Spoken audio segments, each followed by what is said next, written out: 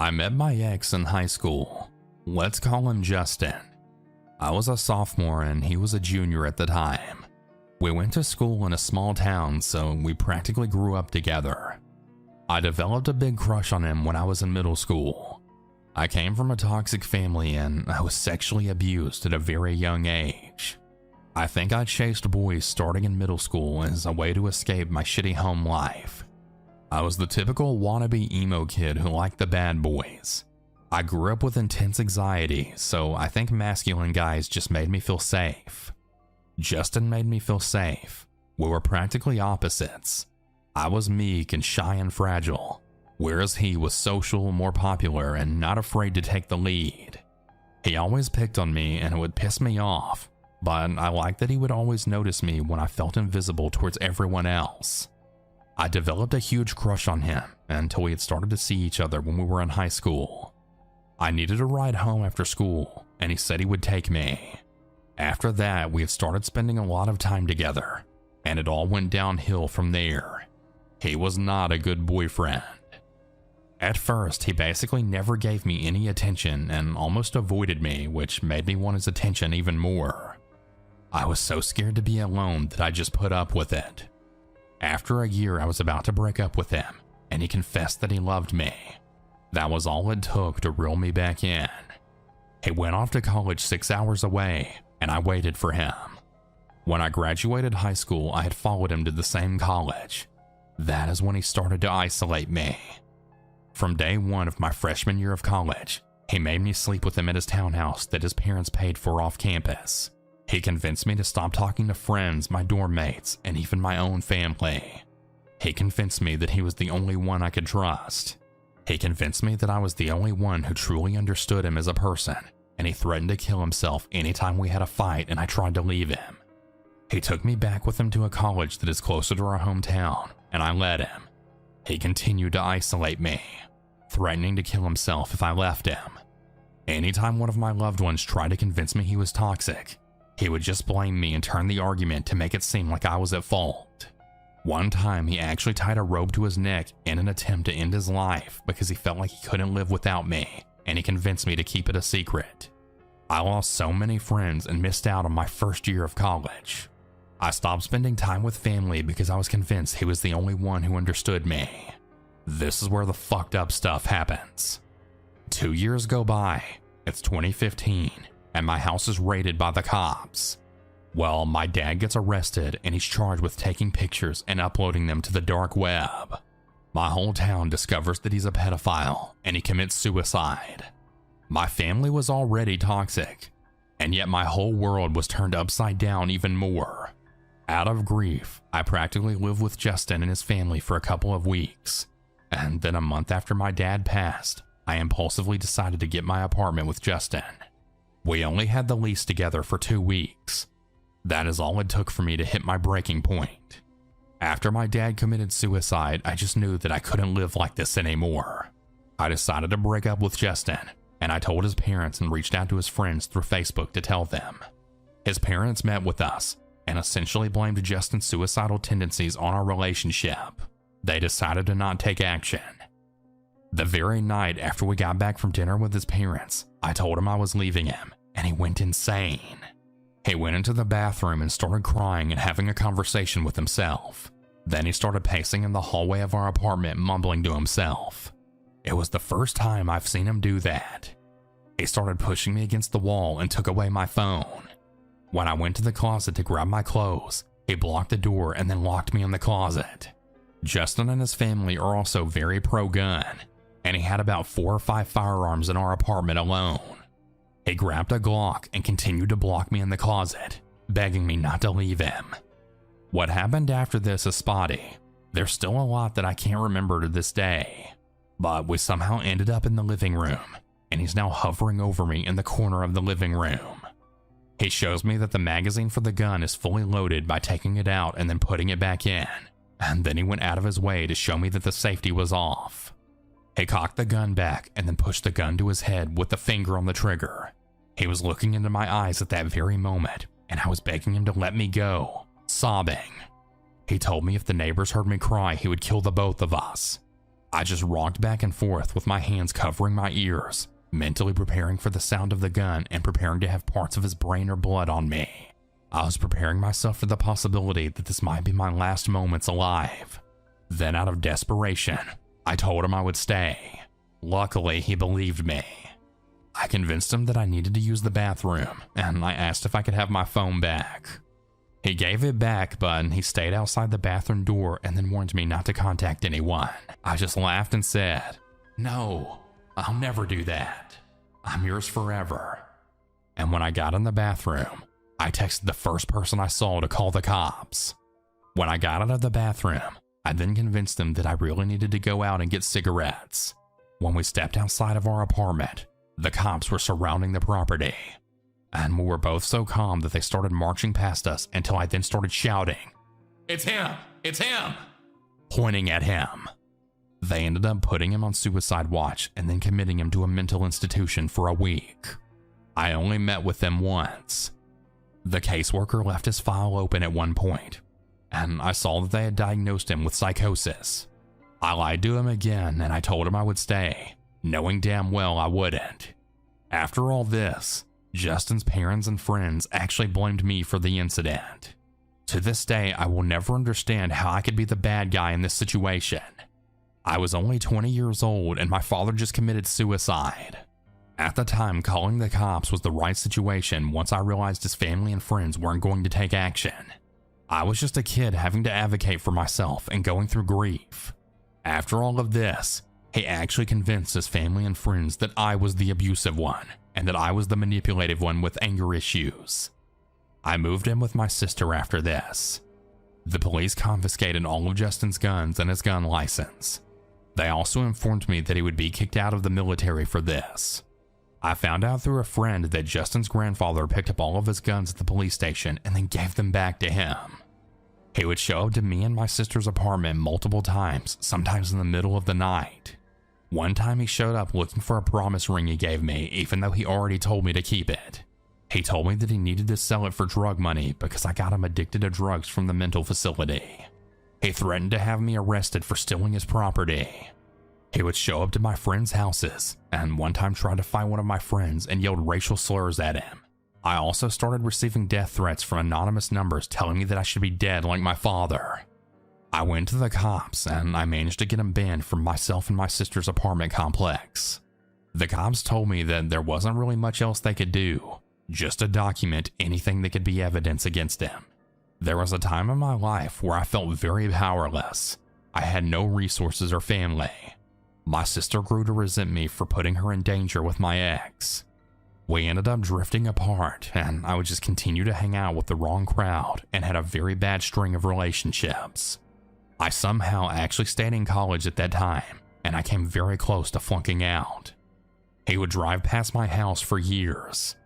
He would show up to my work at times until I had him banned. I would receive death threats from anonymous numbers, and to this day, I'm not even sure if it was him, but I have my suspicions. I would actively reach out to hotlines for domestic abuse for advice. I moved into my own apartment in a different part of town, and I basically never left my house unless it was for class or for groceries or to go out of town. The pandemic was almost a blessing for me because it meant my safety. After graduating college, I got a job and moved away. I developed intense PTSD after the whole experience. To this day, I still get nightmares where I'm screaming until my roommates have to wake me up.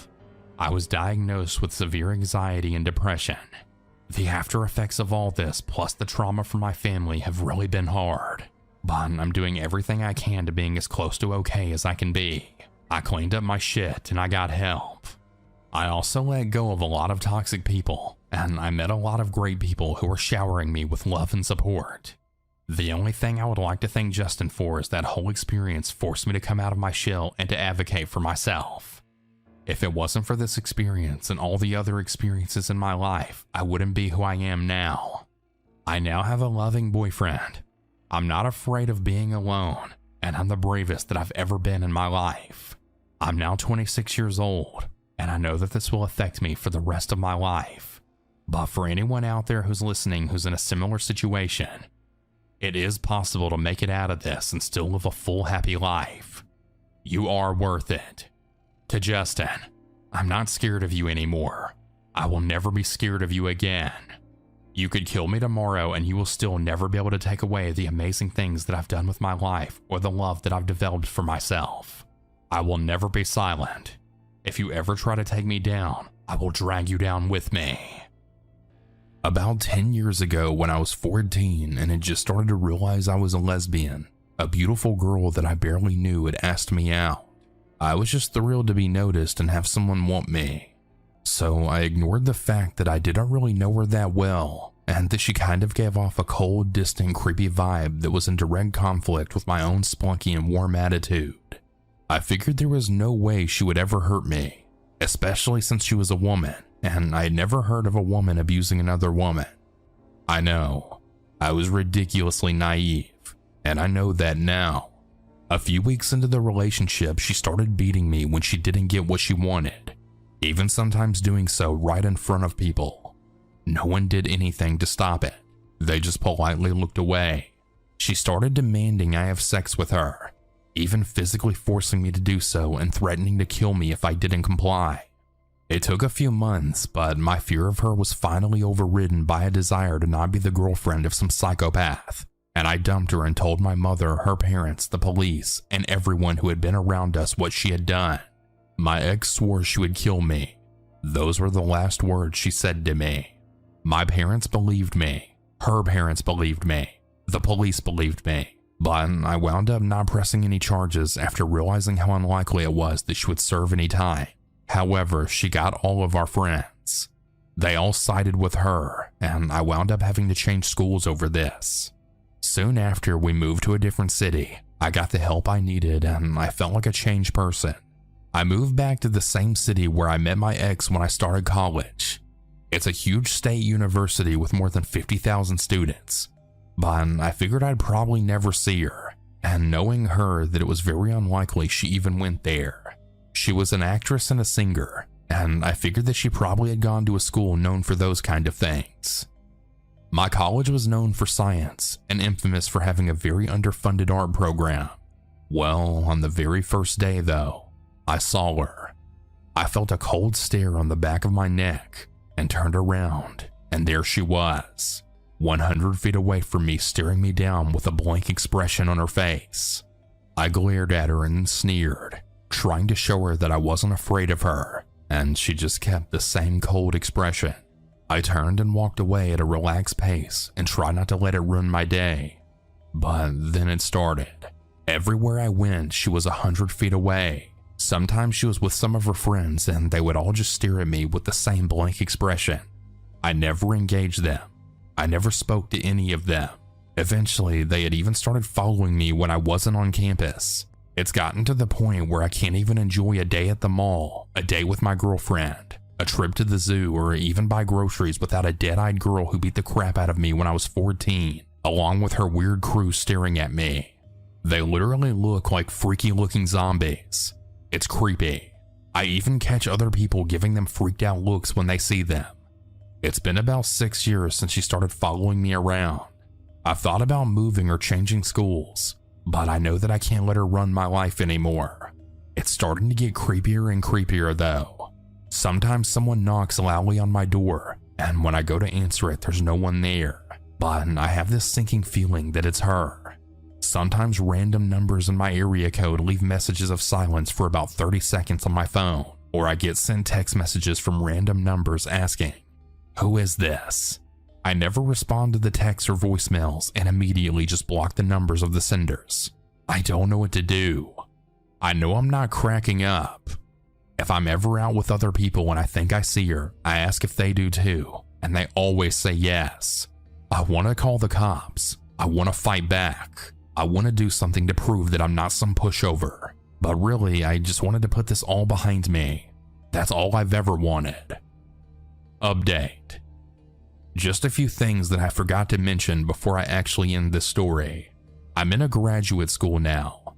I graduated college in 4 years. I go to a different university now in an online IT program. I only still live in the same city because my family's here. I've taken self-defense classes and I carry pepper spray around with me also. Changing where I shopped helped, and I haven't seen her in a while, but the messages still happen sometimes. If I ever see her again, I'm going to get a restraining order against her at the very least. One more update. I haven't seen this girl since I posted this, and I heard from someone else that she moved to New York City recently. I have no idea if this is true, but it feels nice not to have to stay in my house for weeks. I developed agoraphobia because of this, and I never leave my house if I don't have to. I even make people call or text me if they feel like coming over and tell me when they're close by. Luckily, my neighbors seem aware of my situation somehow, and they look out for me too. In addition, I think it's worth noting that recently my girlfriend and I had a jar of pee thrown at us when we were exiting a store. No joke. The car drove away so quickly that we weren't able to catch the license plate. I'm not sure if it's related or not, but it could have been someone who knows her. It was a white guy in a red and black van. That's all we know. So when I was 17, I didn't really hang out with very great kids, I'll admit. I never got into many bad situations and I turned out pretty well in the end, I think. But this one relationship I had was definitely a creepy one. My friend Corey and I decided that one day we would go to his friend Jay's house. Let me just say that Jay's house was actually a crappy lonesome quadplex off the side of a highway. The inside of it was disgusting, and every wall had at least 2 or 3 punch holes in them. Doors were off hinges and propped up against door frames. What little furniture they had was obviously very used. I'm not much of a judger. This doesn't bother me really. We eventually smoke and then leave. We went back to Jay's the next day. Jay's now showing obvious interest in me, and in a moment alone in the kitchen, he had asked me to be his girlfriend. I'm an idiot, so I say yes. After about 2 days of knowing this guy, I say yes. We stay a while, a group of people leave to go get food, and Jay and I are alone. He starts showing obvious signs that he wants to have sex, and though it's a bit fast for me, I reluctantly go along. I'm his girlfriend, right? He's got a pot belly. I never noticed this because he hides it. Now, this isn't bad by any means, but everybody has a type, and I personally prefer very skinny, lanky guys. He hid this with oversized clothing and a thick scruff. I'm a nice person though, and I don't let this bother me. Surely he has other nice qualities, right? Wrong. He's the one that punches all the holes in the wall. He doesn't go to school, spends all of his money on weed and food, as does his mom, and a month later he's homeless. His druggy mom literally just abandoned him and his brother and goes off on her own. I know I've made a mistake, but I'm a cowardly and helpful woman. My parents agree that he can sleep in the basement, but no sex. Perfectly fine by me. But every night for 2 weeks he would appear at my door to come to his bed, while I would whisper things about my mom and dad hearing until he would finally give up. We've been dating for like a month and a half at this point. He moves to his ex-stepdad's 40 minutes away. Every time I visit, his stepdad makes lewd comments about me, and about me and Jay having sex. There's a 6 and an 8-year-old there. They like to brag to me about how much weed they could smoke. I know that I probably should have called CPS, but forgive me. Like I said, I was a real idiot at the time. I still kind of am. On my last visit to Jay's new home, we went to Subway to eat. His stepdad asked me what I want, and I just say I'm not hungry. He then says out loud right in front of the Subway guy and the whole rest of the family, "Yeah, she's probably too full from all that dick she's been eating." Both the Subway guy and I just shared a look. An uncomfortable look. I break up with Jay through text and I'm immediately flooded with texts. They range from, "Baby, I love you. Please don't do this," to, "I swear I'm gonna kill you." He sends me pictures of bongs that he bought for me, with money that he gets from selling stolen items, and when I don't respond to the gifts, he starts threatening to kill me again. I stopped responding to them because of my dad's advice. He's now filled in on the situation and he just says to ignore him. I'm literally receiving 300 plus texts a day and around 100 phone calls. This eventually stops after about a week because he starts texting my dad multiple times. My dad flips out on him and suddenly the stepdad's involved.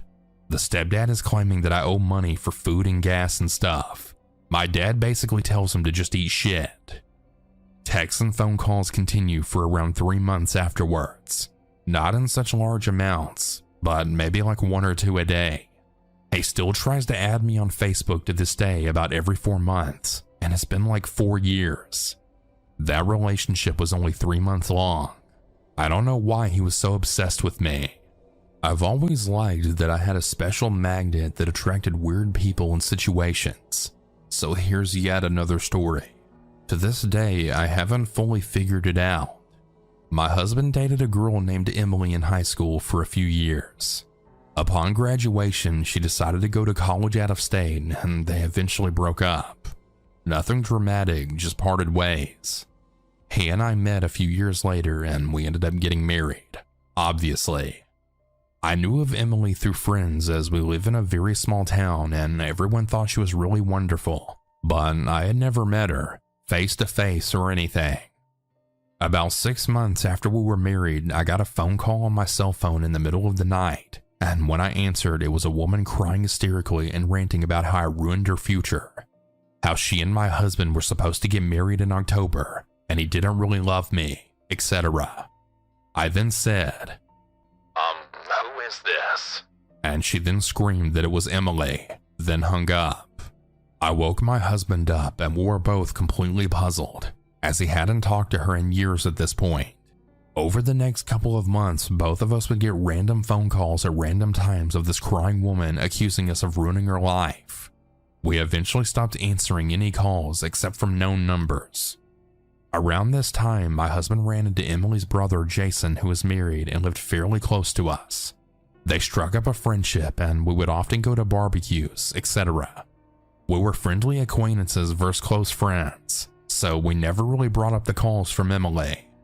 Jason would occasionally mention things about her graduating from college, starting a physician's assistant program, and getting married, but not going into too much detail.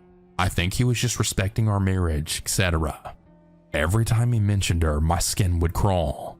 Then Facebook became popular and I started getting messages from Emily, her full maiden name, a profile picture of her grinning and squinting into the sun. The messages were basically what she was saying on the phone.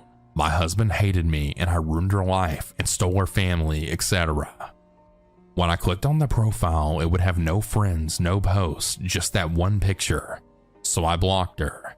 Then she made another one, sent messages, same picture, and same type of profile.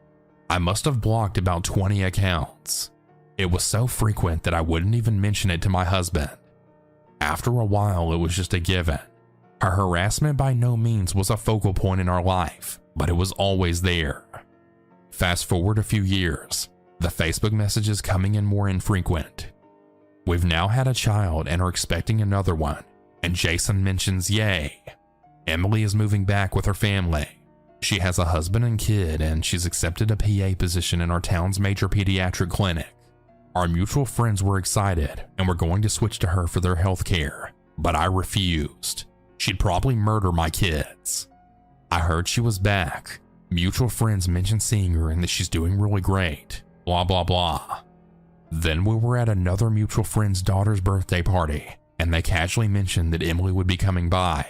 Literally everyone knew that my husband and her had dated in high school, so I felt I couldn't get away from her and hearing about her. The success story from our tiny town. Gag. I was such a bundle of anxiety waiting for Emily to show up. My heart was pounding. I was shaky. I felt like I needed to vomit and then diarrhea. It was terrible. Then walks in this completely normal everyday woman. She walked in with her husband, who also looked normal, as well as their daughter. She greeted my husband and I very casually, said it was nice to meet me, and continued to circulate. What the hell? This is the person who's been terrorizing us? It did not add up. The messages on Facebook continued for another 6 months or so, then they stopped. To this day, I cannot match the person on the phone and Facebook to that woman at the birthday party being the same person. I'm completely baffled. As a girl, the scariest thing about playing video games online is most definitely the weird interactions I have with random guys. Like a lot of my friends who play online, will deliberately obscure their gender with a nondescript username and profile picture and will never ever talk in party or game chats if there are guys present, which as you can imagine, there pretty much always is. But I've never been too concerned with presenting my real personality online. That, and I won't allow any creeps to force me into hiding who I am. But that doesn't mean I don't have some interactions or get some messages that genuinely creep me out. And here are a few of the weirdest or most disturbing I've come across so far. So I'm part of the PC gaming master race. Over the past few years, there's been an increasing amount of use of the Microsoft Party Chat thing for games purchased using the Microsoft Store. But generally speaking, the app we use to organize and communicate is Discord. Discord is nice in that you can't just get random messages from users at any time, but if you share a server with someone, they can pretty much DM you whenever they want. And since I'm in a lot of servers for the games I play, this leaves me pretty vulnerable to random DMs from creeps with less than innocent intentions. I suppose it doesn't help that one of my favorite games to play is Dead by Daylight. For those that don't know, it's a horror game in which one person plays as the killer, while the other players take on the roles of their victims, having to complete various tasks while evading the killer so they can escape whatever environment they're trapped in. This obviously attracts its fair share of online sadists who love nothing more than to terrify and traumatize the people they're hunting. They go so far as to insist on always being the killer, never ever playing as a survivor, and naturally this means they get really good at hunting people with their characters of choice. That's how I came across one particular player who specialized as a Dead by Daylight killer known as the Clown. Now I hate clowns with a passion, to the point where I couldn't bring myself to go see that It movie, even when my Stephen King fanatic boyfriend was so excited about seeing it. They just absolutely terrify me, probably because, and my mom never gets tired of telling me this story, I had a pretty traumatizing encounter with a party clown at a kid's birthday party when I was younger.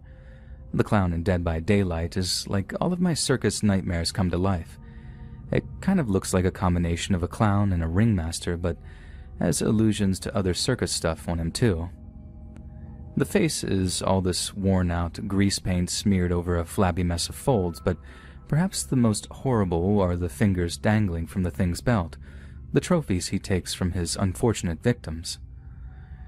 So, when this player happened to prefer the clown over others, I was kind of reluctant to play at first, but the group of survivors I usually play with adored him for the effort he put into role-playing the character, and therefore how much more intense and scary he made the whole experience. Like he kept putting this super creepy clown voice on over voice chat while he was chasing us, to the point where these big tough guys, self-confessed horror junkies, are just squealing in terror whenever he was chasing them. I think that's about the one thing that made it bearable for me. How funny it was when they were wailing like scared little girls. But let me tell you, it wasn't so fun when he was chasing me, and boy did he chase me a lot. At the end of the night, when a few of us were like, alright, that's enough terror for me, better log off before I give myself nightmares, I got a Discord DM from the guy saying, "You were really fun to chase." I tried to be polite enough, just replying with something like, "Cheers, dude, not too much fun to chase, I hope," with a little laughing emoji. Then he follows up with what seemed like was going to be a really long message, like the typing notification thing was going off for like a good few minutes, while I'm like, please don't be creepy, please don't be a creep. Then instead of some big long message, he only sends me a few words. I wish this was real. It was creepy enough sentiment on its own, but the thing that got me was that there was absolutely no way he spent so long typing out just 5 words. What else did he want to say to me that he ended up deleting and retyping over and over again for a minute straight that only ended up with 5 little words? I seriously dreaded to think what it might have been. The following night, we were all getting ready to play Dead by Daylight again, voice chatting on Discord when one of our party chat was like, "Oh, Clown Guy's online again. Should we invite him in?" My initial reaction was like, God no, but I'm not one to be a killjoy. The other guys really seemed to enjoy him, so I just found myself acquiescing to the idea and letting them invite him into our voice chat. Everyone greets him like, "Hey, Clown Guy," and instead of being polite or whatever, his first words are, "Is Ruby playing tonight?" He must have known well that I was playing, I was in the same voice chat as him, for God's sake, so the idea that he was asking so he could, hear my voice or something got the session off to a nice, creepy start. As weird as the dude was, he had been a great killer. He was passionate enough to bring energy to the character, but not skilled enough as to make it completely unfair on us. He also spent fairly equal time chasing each of us, not partaking in the act of tunneling as it's become known and focusing on one particular character. But that night, all he did was chase me. He would simply ignore any other survivor, searching for me and me alone to chase, torture, and kill. And once he'd achieved that, he'd just sort of waste time, letting the other survivors get the generators going so they could escape the stage and get a new round going. The first time around, his behavior went unnoticed by everyone but me. I think my fellow survivors were just too focused on their tasks and too elated with the victory to really notice what he was doing. But the second round it became obvious, and by the third, my usual crew was starting to confront him on it. "Hey, stop tunneling Ruby, dude, you're ruining the game," they'd say. But Clown Guy just ignored them and started breathing heavily down the mic. Now, this wasn't just him having it too close to his face, which is a problem a lot of people have, and is generally remedied by a quick heads up followed by them apologizing and moving the microphone. But Clown Guy was breathing heavy because he was enjoying chasing me a little too much. It was like you could hear all this gross satisfaction in his breath whenever he caught up with me, and it got so bad at one point that the other party members started to make some pretty crude jokes about his state of arousal. After one particular bad round, and me basically pleading with the other guys to kick him from the game and from the voice chat, they conceded and Clown Guy got kicked. Relief doesn't cover it. This idiot had gotten me frustrated, angry, and eventually verging on upset. I was just so freaking relieved that the others had finally seen what a toxic, horrible individual he was. We only had 1 or 2 more games after that, with some random killer we'd been hooked up with via the game's matchmaking system. Then after that, I went to bed. But as I was reveling in affection for my regular gamer friends, I forgot to do one little thing that would separate me and Clown Guy forever. And the next morning, when I woke up, I found a little red iPhone notification marker for Discord that had a number on it in its high 50s. I should have guessed what it was, or rather, who it was, that had caused so many notifications overnight. But I guess it just didn't quite register in my half-asleep brain. So I opened the app and read the messages. I know I shouldn't have, but it was like seeing a slow-moving car crash or something, and I just couldn't quite peel my eyes away from it, no matter how bad it got. I'll try to type out some of what they said from memory whilst cleaning up the language used a little, and I apologize to anyone in advance who's triggered, offended, or upset by what they say. I bet you're happy now. Can't take on a good killer like me, so you just got your little simp friends to kick me. You shouldn't flatter yourself either. I've seen your profile picture and you're not even all that. You shouldn't be one to refuse any male attention either, because it's not like you have the pick of the bunch. Keep acting like that and you'll die cold and alone, with no one around to care for someone like you. You shouldn't go thinking you're safe either. I spend my life hunting down people like you, both in real life and in that dumb game. I asked enough questions about you when you were offline to figure out exactly where in the UK you live, and if I wanted to, I could be in your city and tracking you down tomorrow. I got the money, the time, and the patience. I will find you if I want to. And when I do, you'll pray for death before the end. Scholars will tell stories of the horrors I subject you to for generations. I'll put the names of Bundy, Dahmer, and Geen to shame. People will remember your name as a synonym for pain, suffering, and weakness, and my sons and daughters will touch themselves over the trophies I take from you and your broken, bleeding body. You should have blocked me when you had the chance, Ruby, but it appears you've been too dumb to do so, and now it's too late. I see you don't have a VPN either. It was far too easy for me to find your IP address, and now it's just a matter of time before I have your exact location, your full name, your family's name, and your friends' names. I will know your neighborhood like the back of my hand by the time I make it there, and you'll never escape me, no matter how hard you try. It went on and on like that, just a tirade of terrifying threats and misogynistic abuse. And the worst thing is, I couldn't help but picture him doing it, all in that horrendous clown outfit that his character wore. And what I just wrote wasn't even half of it. The language he used, the things he threatened to do with me, got way, way worse, and I don't want to repeat any of it. I don't want him having the satisfaction of knowing he got to me so badly, to the point where I just stayed offline for a few days after having blocked him. I got myself a VPN almost right away, and I'm hoping that's going to protect me, along with hoping all of his threats of hacking were just a bunch of bluster. But yeah, there it is. The most terrifying thing that ever happened to me while I was using Discord. In fact, it's probably the scariest thing that's happened to me online. Full stop. Probably the scariest thing that ever happened to me, actually.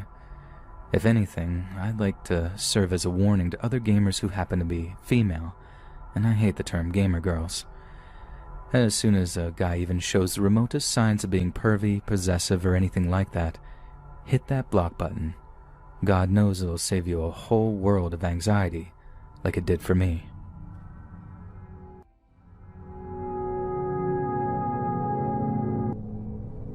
A few years ago, I was part of a True Scary Stories server on Discord.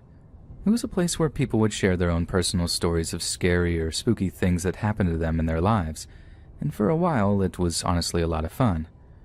Sure, a lot of the stories sounded made up and generally involved stuff like I saw a shadow figure at the end of my bed and other stuff that sounded like they were lifted straight out of a bad horror movie. But every so often someone would share a story that didn't have a hint of the supernatural in it, something that was actually believable, and occasionally these stories were genuinely terrifying. I've read a lot of seriously spine-chilling stuff on that server, but a lot of it I've forgotten over the years, probably because although they were creepy, they just weren't disturbing enough to actually stick with me. But there was one story in particular that I've never forgotten, because it's genuinely made me shudder to read. I hope the user in question doesn't mind if I share their story, and if they happen to read this, I'd like to think that they could let me know in the comments and maybe correct anything I got wrong, because I'm telling this from memory. But anyway, here goes. The poster began their story by assuring us that their story wasn't just some fabrication, and although they were pretty young when it happened, just thinking or writing about it as an adult was a pretty stressful experience for them. They went on to explain that their early years were marred by tragedy, how their dad had died when they were real young from a drug overdose, so they were raised by a single mom living in a small apartment just down the street from their grandma's place. Mom did some dating, though, obviously trying to do the right thing and find them a stepdad to give them some kind of father figure in their life. The incident in question happened while she was out on a date. Usually speaking, their grandma would babysit for them anytime Mom needed to go do anything that meant she couldn't bring them along. But on the night of her date, the grandma was working, so although it wasn't ideal, 9 or 10-year-old storyteller was left unsupervised in their mom's ground floor apartment. Sounds kinda irresponsible at first, but the storyteller was quick to reassure the members of the server that this was back when Yu-Gi-Oh was popular. As long as they had their cards and a box set of cartoons to keep them occupied, being left alone for like an hour or two certainly wasn't an issue for them. It's not like they were going to wander out of the apartment or get up to any mischief while their precious Yu-Gi-Oh was keeping them busy. But at some point during the evening, they're sitting there playing with their cards and watching TV when they heard a tapping on the window. Remember, they lived in the ground floor apartment, so pretty much anyone could have just walked up and started tapping on the glass. No climbing or levitating or any of that stuff was involved, so there was nothing inherently worrying or creepy about someone knocking on the glass. The storyteller then gets up, walking towards the window before drawing back the curtains, only to reveal the face of a complete stranger. Not their grandfather, not their uncle, but a complete and utter stranger. Surprised and confused, they back off from the window, letting the curtains slide back into place before this horrendous crash sounds. Broken glass tumbles onto the carpet at the foot of the curtains, before another smash sends more glittering shards onto the floor in front of them. At that point, they said they just tossed their Yu-Gi-Oh cards onto the floor and bailed. Rushing out of the back door of the apartment and over to a neighbor's house, pounding on the door in a state of abject terror as they looked over their shoulder every so often to ensure the mysterious predator wasn't hot in pursuit. But thankfully, the neighbor answers the door, lets our storyteller in, before taking the time to calm them down to get the full story out of them.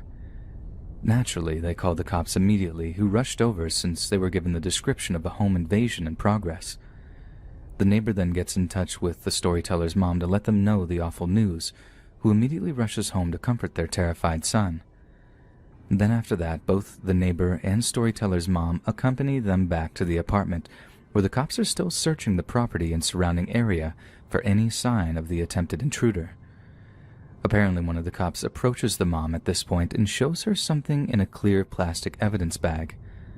Mom stares at it, turns pale, then kneels down and hugs our storyteller tight, fighting to hold back tears as the neighbor guy is just like, my God. They both ended up staying at the grandma's place for like a week after while the window was repaired. And if that seemed like a bizarre amount of time to fix a window and that something else might be behind them staying away from the apartment for a while, you'd be right in thinking that. Our storyteller had their suspicions for a little while, but they were too young to really understand the implications of what had happened. The kind of danger they'd been in wasn't clear until many years later, when their mom explained to them just what happened that evening. You see, it wasn't just the window that was being replaced. The entire apartment was being fitted with new, incredibly sturdy locks, CCTV cameras, just about everything short of a panic room, all being paid for by Grandma and Grandpa. The whole family was absolutely terrified, and it was all down to the piece of evidence that the cops showed to the mom that night, the little thing in the clear plastic evidence baggie that made her turn ashen and squeeze our storyteller in a big, trembling bear hug.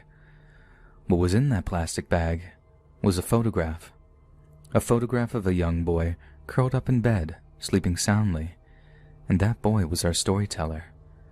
The mom told a much older storyteller that the photo couldn't have been taken long before the attempted break-in. Something about the sheets on the bed being fairly new or something. I can't quite remember. Or maybe it was a new haircut storyteller had gotten. But either way, it was some detail in there that made it clear that the attempted intruder had broken into the apartment somehow, maybe only a week prior, and taken a photograph of our storyteller while they slept. I can only imagine they had done so to several other children too, making a little catalog of potential victims, perusing them for hours on end before finally deciding on one they'd like the most. I think that's what made my blood run cold back when I read their story. The idea that the intruder had taken this perverse liking to them, one that was strong enough for them to be unable to resist their urges, or whatever kind of sick, twisted desires had them smashing that window in that evening. The family only felt safe again when they heard the news that the creeper, whose MO was eerily similar to their own experiences, was caught by police and jailed after being extradited to another state. But they kept the whole thing a secret from our storyteller until he was in his late teenage years. There was no more details after that. There wasn't any grand conclusion, just that it was something that had haunted him for years.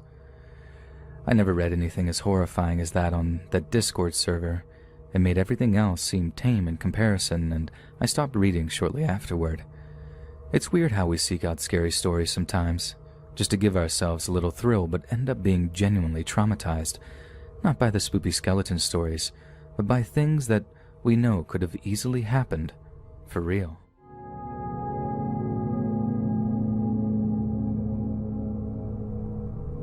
I used to play a lot of Insurgency Sandstorm with a fixed set of guys and a few girls, and we used to organize using a Discord server.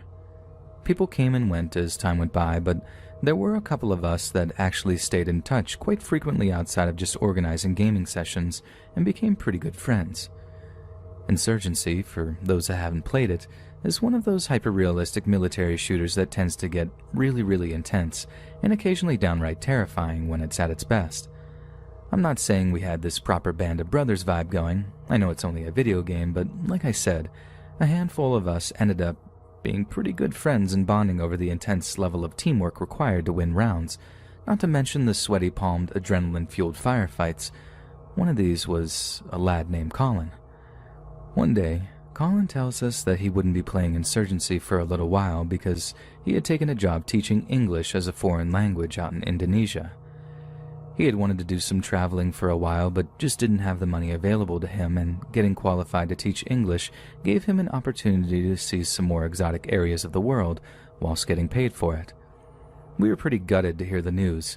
He was one heck of a sniper, and many a time we'd been pinned down by some enemy machine gunner, only for the gunfire to stop suddenly, followed by a little laugh from Colin and a "have that" in his Scottish accent. We absolutely loved him for moments like that, but we were also really happy for him. And since he promised to stay in the Discord server, we'd be able to keep in touch and hear some stories of his adventures out in the tropics. So a few months go by and we're enjoying hearing the stories of his travels, along with being updated with photos of him exploring some pretty remote parts of Indonesia. It was the photos of him with the school kids he was teaching that really made me smile, though. He looked like he was having the time of his life, especially when we saw some videos of him teaching the kids some pretty obscure English phrases. Not only that, but occasionally we'd hear some of the kids actually repeat the phrases back kind of in a Scottish accent, and the idea of a bunch of Indonesian kids learning to speak English with an Edinburgh accent was absolutely hilarious to us. I mean, imagine it. Some American wishing an Indonesia fellow good morning or something, only to hear, "You alright, pal? Who's it going?" In response, it still makes me chuckle, even now, to be honest. Then, in September of 2018, I woke up to the news that there had been an earthquake in the sea just off the coast of Indonesia, causing an earthquake that had resulted in a massive tsunami that had destroyed huge sections of the country. Immediately, I thought of Colin. I jumped onto Discord using the app on my phone and sent him a message asking him if everything was alright and hoping he'd not been caught up in the tsunami. Obviously, there was a huge 7 or 8 hour time difference between the UK and Southeast Asia, and occasionally Colin didn't reply for hours, so the fact that he didn't immediately reply wasn't a massive concern to me. But he didn't reply all that day, to the point where I started expressing concerns to some of the other lads in the server, sharing the news of the tsunami with them and mentioning that I was worried Colin had been caught up in it. We knew from the news stories about which areas of Indonesia had been affected, but we didn't know exactly where Colin was, only that it was in some remote areas and didn't always have immediate access to Wi-Fi, another reason for us to not immediately worry. But he didn't reply the next day either, or the day after that, and it got to the point where a week had gone by and we'd heard nothing back from him. No one had seen Colin, even online, since we got news of the tsunami. And that's when we really started to worry, and as the days went by, we got more and more frightened that something had happened to him. It's around then that I started going back through some of the messages he'd been sending over the previous month or so. He'd been all over Indonesia, and had spent his first few weeks in the capital city of Jakarta, which had remained relatively unaffected by the earthquake and subsequent tsunami. But then I found out that he'd traveled to a place called Palu to teach English there, and as far as I could tell, that's where he'd been at the time of the disaster when it struck. I then cross-referenced the name of the place with any stories about the tsunami, and found out that it had been one of the worst affected by a destructive tidal wave that apparently reached 23 feet in height. 23 feet of rushing water that had destroyed pretty much everything in its path and caused the deaths of over 15,000 people.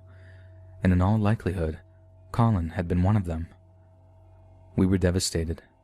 But the worst part is, even to this day, we still have not had any closure about it.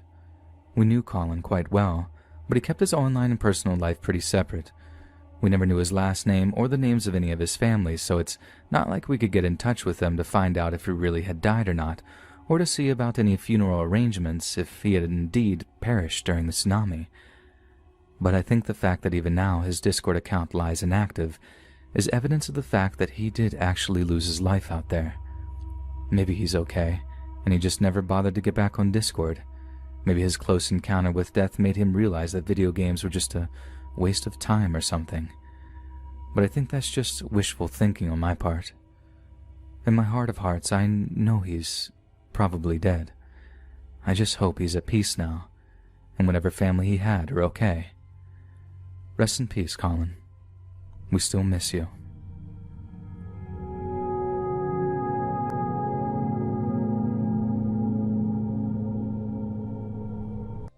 I downloaded Snapchat again a while ago. I usually take breaks from it because social media can affect my mental health, but I thought everyone else has it, so maybe it's a good way to stay in contact with my friends.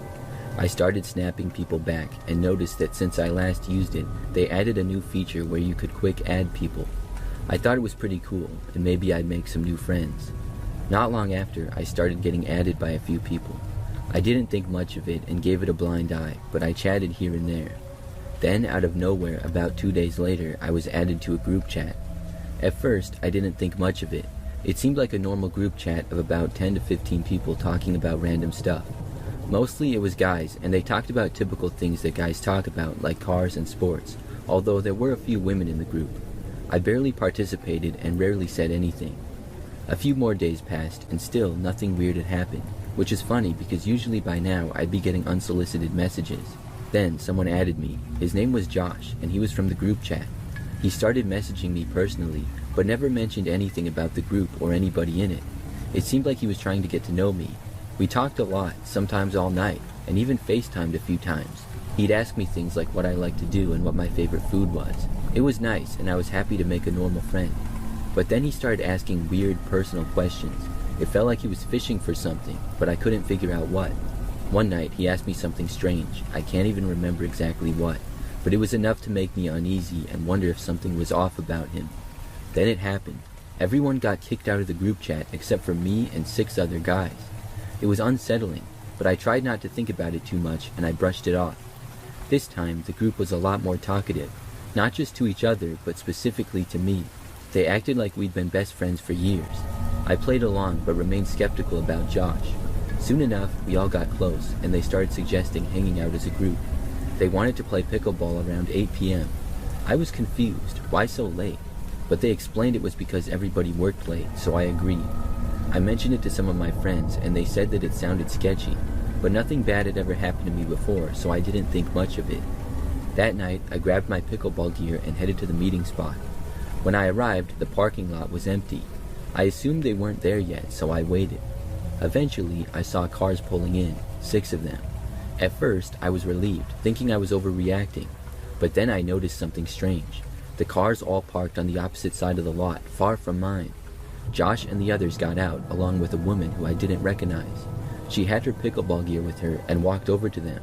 They all gathered around her as if talking, but then suddenly they grabbed her. In the blink of an eye, they shoved her into one of the cars. I couldn't believe it. This wasn't normal. I fumbled for my phone, panicking, and checked the group chat. Josh had just sent me a message. "Where are you? We've been waiting for you. It's about to open." They wanted me to show up. I froze and realized that could have been me. My mind raced as Josh sent another message. "Why aren't you responding? Is something wrong?" I looked up and the group was still in their cars. The woman's car was off, and someone else then got into it and drove it away, probably to hide the evidence. That's when I realized what had just happened. That girl had been kidnapped. It hit me hard. With Snapchat's new update, random group invites had become a tool for traffickers. I didn't know what to do, so I did the only thing that felt safe. I stayed in my car and I drove away. As I did so, I called the police and reported everything, giving descriptions of the car and the guys the best I could. I don't know if they saw me leave, but I immediately blocked Josh and left the group chat.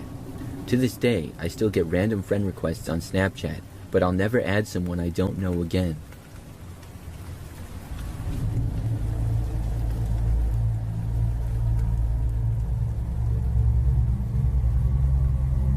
So, me and my friends used to have this group chat that was mostly for sending stupid memes. Occasionally, we'd talk about hanging out, but it was always the same thing. People would say, "Yeah, for sure," and then never actually hang out. The group was me, Emily, David, and Ryan. Ryan was your typical guy, always getting into weird situations and trouble. He was constantly meeting sketchy people on eBay or Craigslist, trying to make a quick buck off random stuff he had lying around. One day, Ryan was selling his four-wheeler and asked us to come with him because he didn't trust the buyer. We told him, if you don't trust him, why sell it to him in the first place? But Ryan didn't get what we were trying to say. He barely even acknowledged that it was a red flag. We were all confused as to why he wasn't seeing what seemed obvious to us. We told him to just leave it and wait until he could find a more trustworthy buyer, but he didn't listen. He told us the deal was on the south side of the city, which was the sketchiest area imaginable. That side of town was notorious for crime and kidnappings. That was the biggest red flag of all. None of us wanted to go, but Ryan wouldn't listen. Throughout the day, he was snapping us updates about getting his stuff ready and making progress on the sale. I messaged one of the other friends in the group chat privately and told them, I don't think we should let him go over there. They replied, why not? He's a grown man. If he gets into trouble, that's on him. We warned him. I thought that was a pretty stupid reason to abandon a friend who might get himself into serious trouble. No one else was listening to me though, and they insisted I was overreacting. They said if Ryan needed to learn a lesson, then so be it. Hours went by and Ryan was at the person's house. We kept checking up on him because, like I said, the whole thing felt wrong. He kept snapping us back, reassuring us that everything was fine and that we were overreacting. But still, we couldn't relax until we knew he was safe. Then he sent a snap of himself in a basement. We all thought, why are you in their basement? Someone even commented, what are you doing down there? But he didn't respond, which was really odd. I figured maybe he was busy talking to the buyer and just wanted to update us. But then he snapped another picture from a different room in the basement. It was getting weirder and weirder each snap. Still, we ignored it because we figured if he was snapping us, he must be okay. The next snap was in a dark room showing someone's feet, but they weren't Ryan's feet. That's when we realized someone else had taken Ryan's phone and had been snapping us the whole time, pretending everything was fine. We started panicking. We tried to check his location, but the person who had his phone turned it off. We knew something was seriously wrong and that we needed to act fast, but we didn't know what to do. We tried calling his phone, but it went straight to voicemail. We thought about contacting his family, but none of us knew them. We were stuck. Someone suggested driving to the area to try to find his car, but we knew that could take hours and maybe even days, and it wasn't a guaranteed plan because we didn't even know the location. The next snap came in and I nearly lost it. It was a photo of fresh blood on the floor, wet, bright red, and horrifying. We all froze. That's when we realized we weren't just overreacting. Something terrible had happened. We immediately FaceTimed each other and tried calling the police from someone else's phone. But without any concrete evidence or location, we couldn't do much. We were completely out of luck. We all went to bed that night, frantic and unable to sleep. Days and weeks passed, and we didn't hear a thing from Ryan. Then, about 6 months later, we saw his face on the news. He'd been reported missing. I thought to myself, if we had just gone with him or stopped him, maybe we could have done something. After months of searching, the police gave up. Then, out of nowhere, someone found Ryan walking down the highway in nothing but his underwear and shoes. He looked starved, barely alive. When we finally got the full story in the group chat, we couldn't believe what had happened. To be honest, I can't even talk about it. It's too gruesome and traumatizing. I'm just glad that Ryan is alive.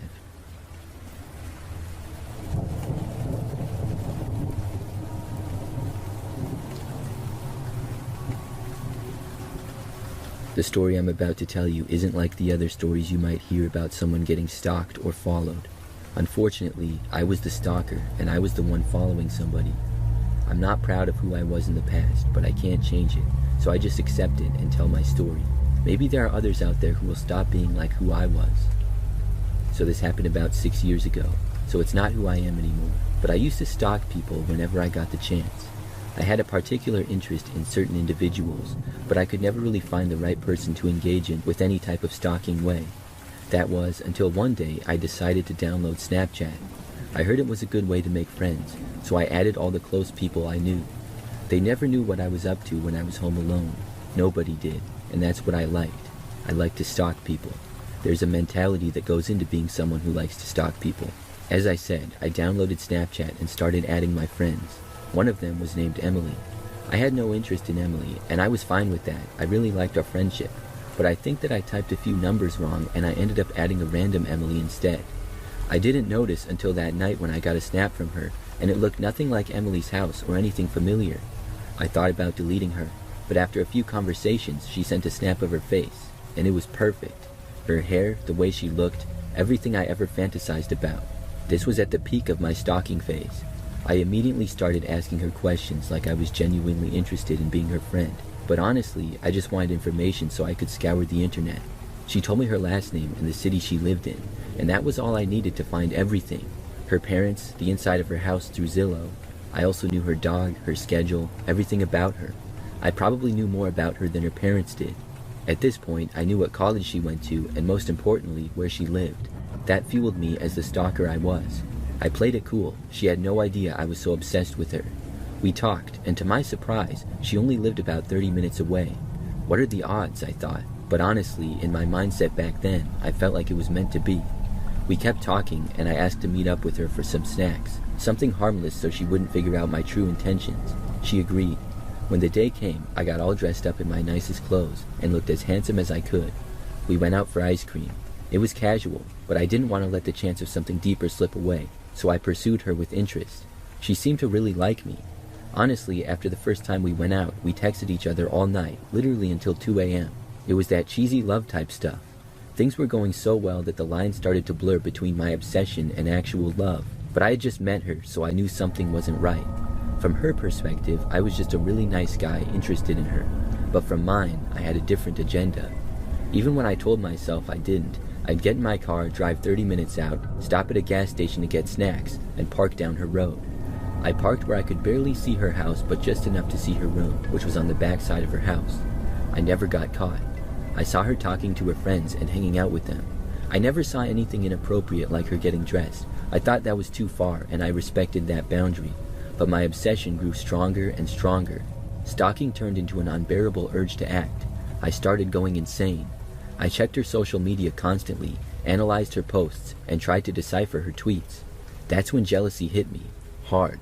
One night, she tweeted a cryptic message about somebody making her feel a certain way.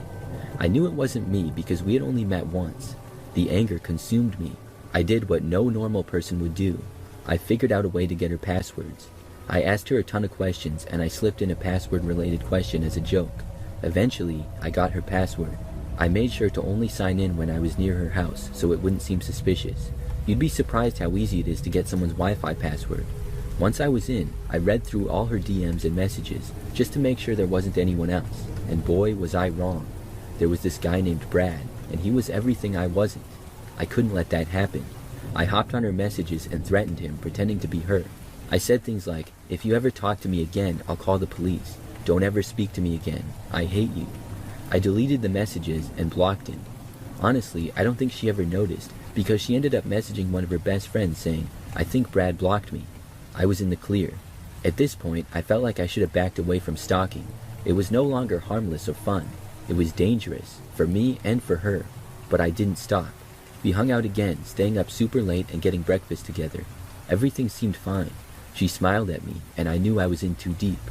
We went home and texted again, this time calling until 3 a.m. and falling asleep on FaceTime. It felt amazing, innocent even, but I couldn't let innocence be a part of me because I wasn't innocent. One night, I reached my breaking point. I wanted to break into her house just to see her. I couldn't stay away another second. I knew everything, when her parents weren't home, when they worked, and their schedules.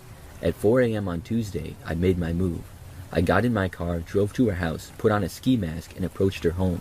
I don't know what it was, guilt, a second thought, or a small part of me that still had decency, but I couldn't do it. I touched the window, found it open, and could have slid right in. But instead, I closed it, made it look like it was never open, and then went back to my car. I took off my mask and gloves, blocked her number, and drove home.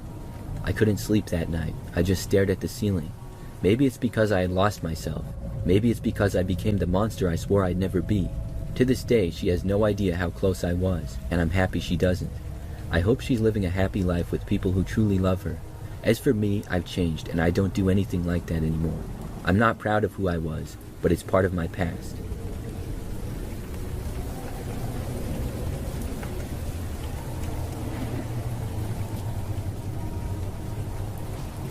I feel like some people might relate to this, because we've all heard of someone taking a Snapchat and noticing something they shouldn't have seen. One night, I was sitting at home. It was late, and I was completely alone. I lived in a very rural area, far from any neighbors or buildings, in a small town in Minnesota. I won't name the town, but there was no one around for miles. My house was pretty big because my parents were farmers, but they did really well for themselves. I'd say they were millionaires, so we had one of those rich farmhouses. It was white with columns everywhere, and the living room was the size of 2 kitchens. I'm just trying to paint the picture for you. That night, I was sitting on the couch, watching a movie, Snapchatting my girlfriend and some friends. I was eating, relaxing, and the whole night had been completely quiet. No strange sounds, no mysterious figures outside the window. I wasn't worried at all. I'd never had any incidents, not even with coyotes. I felt safe. Like I said, I'm being overly detailed to set the scene.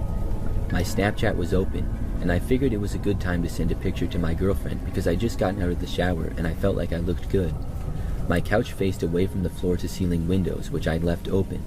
Why? I don't know. There'd never been an incident, so I didn't think much of it. I snapped a picture and sent it to my girlfriend. A few minutes later, I noticed her name pop up in the chat. She said, "Kyle, I think someone's behind you. Do you have someone over?" She sounded frantic. I responded, "No, what are you talking about?" and I turned around. I saw nothing. Just to make sure, I took another picture. this time framing the window more clearly, and sent it.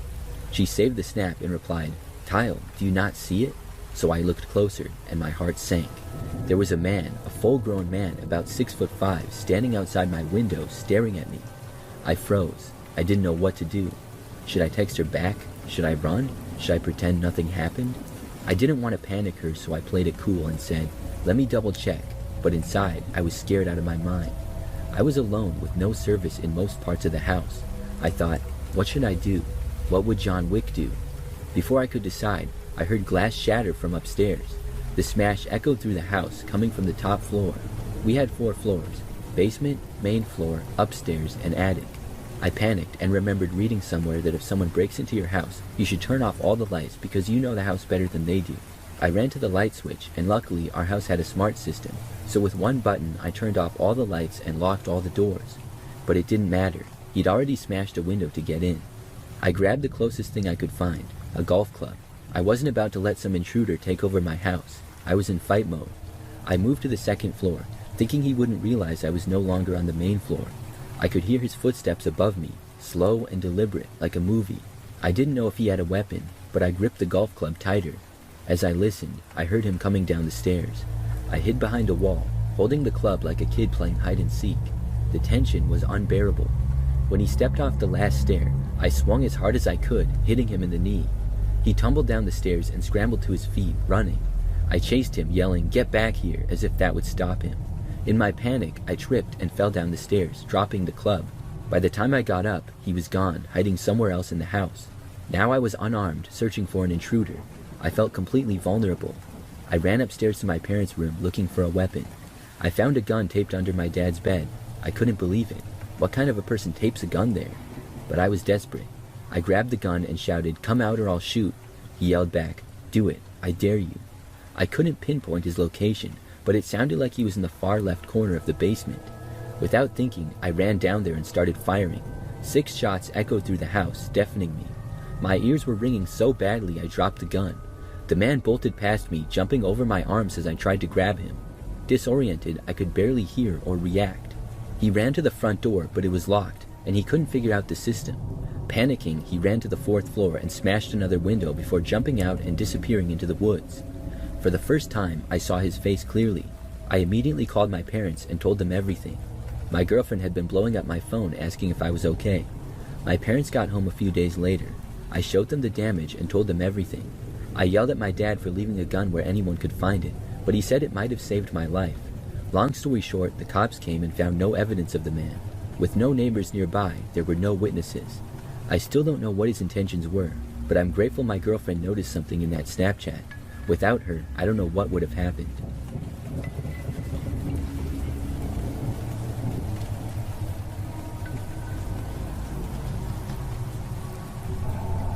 This happened about 5 years ago. I was 16 at the time, and like most high school kids, I was on Snapchat almost 24/7. It was the way that I communicated with all my friends, and I had like 20 different streaks with people. I still use Snapchat today, in fact, but not quite to the same level. Anyways, one night, I was in my bedroom just watching TV and snapping friends. I lived with my parents at this time as well as my older sister. I remember that I was on the app and I saw someone new added me. It was a girl named Sophie, so without even looking at her profile or anything, I added her back. I didn't recognize her name, but I thought that maybe she went to my school or we had mutual friends. I didn't know why else somebody would add me. Also, without giving it much thought, I sent her a selfie without any words. I wanted to see who she was. She responded back within a minute, except it was not a picture of her face. She was outside and it was nighttime, so I couldn't see much. It looked like she was in somebody's backyard and there was a house. After like 5 seconds of looking at it though, I realized it. This was my house. I was so confused. The picture did not have her in it at all. It was just a picture of my house. I got up and went over to my bedroom window, which did look out to the backyard. However, we did not have good lighting back there. The backyard light was off, and there were numerous trees in the yard. I couldn't see anything. I kept looking though. Then I snapped the girl back, but instead of a photo, I sent a message. I asked who she was and why she was in my yard. Then, as I was still looking into the backyard, I saw a flash of light quickly come out from behind a tree. Then it went away. I barely saw a person sort of behind it, but I didn't get a good look at them at all. Then I got the snap of the picture that I had just seen being taken. It was a flash photo this time of the back of my house again with no words. I was so confused. I continued to look out the window. Then I saw what appeared to be a man run out from behind the tree and then hop the fence into the neighbor's yard. I couldn't see very well at all. It was literally just enough to distinguish that it was probably a guy, partly from the looks and partly from movement. I couldn't tell how old this person was or anything. It happened so fast. I was really freaked out, but told myself that maybe it was a prank by one of my friends. After that, I went around the house and covered every window and double-checked all the locks. Then I went back to my room. When I got there, I saw that I had a voice recording sent to me on Snapchat by the same user. I say user because at this point, I was sure that it wasn't the girl it appeared to be on Snapchat. I played the recording. It was the sound of a man laughing, and he seemed older than high school age. I was so creeped out. I started snapping all my friends, telling them about it. None of them seemed to have any idea who it was, as if it might have been a prank or something. After that, I blocked the user. For a few weeks, I felt paranoid, wondering if somebody else would add me, or if someone would show up in my backyard, but nobody did. I still wonder who did that, and why.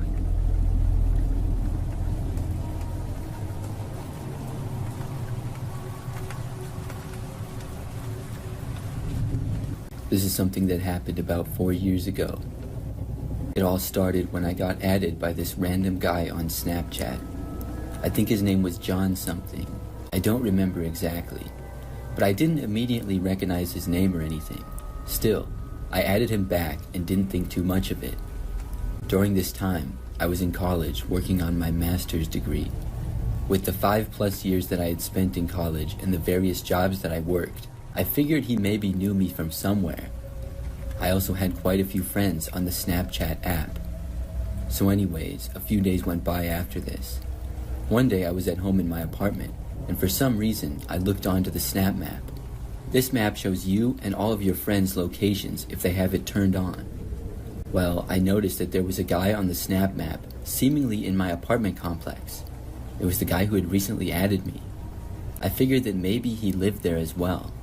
He did not have his last name on his Snapchat, so I didn't know who he was or how to find out. After that, the next day, I happened to be on the other side of town with a couple of friends. We were at a park working out, and it was kind of a popular area. There were quite a few other people there, and shortly before leaving, I looked on my phone and I looked at the Snap map again. I remember that my friends and I were seeing where another one of our friends was. Well, I noticed that the same guy was at the park. He did not appear to be right next to me, but was pretty close. I looked around, and I didn't know what he even looked like, but I also didn't notice anything strange. Within my sight, there were probably at least 20 different people. Maybe this was just a coincidence, but it seemed kind of odd to me. Things got even stranger though. I started to get curious, and when I got home, I looked on my Snap map again. Once more, the guy was seemingly right outside of my apartment a short time after I got home. The next day, I went to the grocery store, which was just a couple of miles away from my place. When I was there, I randomly had the thought to look on the map. I thought, there's no way this guy's gonna be here as well. But when I looked, he was there, and according to the map, was in the parking lot. Now, the locations on Snapchat only update when you're on the app, and they're also not always 100% accurate with location, but they're usually pretty close. I looked around the store for the rest of the time that I was there. I honestly couldn't tell where the guy was though. I didn't even know what he looked like. But this was very suspicious, and I started to wonder if he even lived in my apartment complex, or was he possibly stalking me? When I got home that night, I looked on the map almost immediately. The guy appeared on the map seemingly right outside of my place again. Now I decided to ask him some questions. I sent him a chat on Snapchat asking who he was and how he knows me. After sending the chat, I went into my settings and then turned my location off. Then I saw that the guy had opened my message, but had seemingly left me on red. I was very confused, so I just blocked the guy. Several minutes went by. I lived on the first floor of my apartment building. I was in my living room, and then there was suddenly a knock at my window. It was coming from my bedroom. I went inside, and as soon as I did, saw this man standing there looking into my window. I had never seen him before in my life. This was the guy who added me on Snapchat? I moved out of the room, but he continued to knock on my window, and the knocking was seeming to get louder. I decided to call the police. This guy was appearing to stalk me or something, So I told the police what was going on, and they said that they would be there shortly. Meanwhile, the man at the window had mostly stopped knocking by then. I went into my bedroom to look, and I no longer saw him there. After looking out of the window, it seemed as though he had left. But just moments after that, I heard the sound of somebody trying to open the front door to my apartment. It was locked, and that was followed by a knock at the front door. I stayed in my bedroom. After that one knock, though, I didn't hear anything else. Things were quiet until the police got there maybe 5 to 10 minutes later. After that, I spoke to them and gave them every bit of information that I could. Unfortunately, it seemed like the man had left, and since then, I've never heard from him again.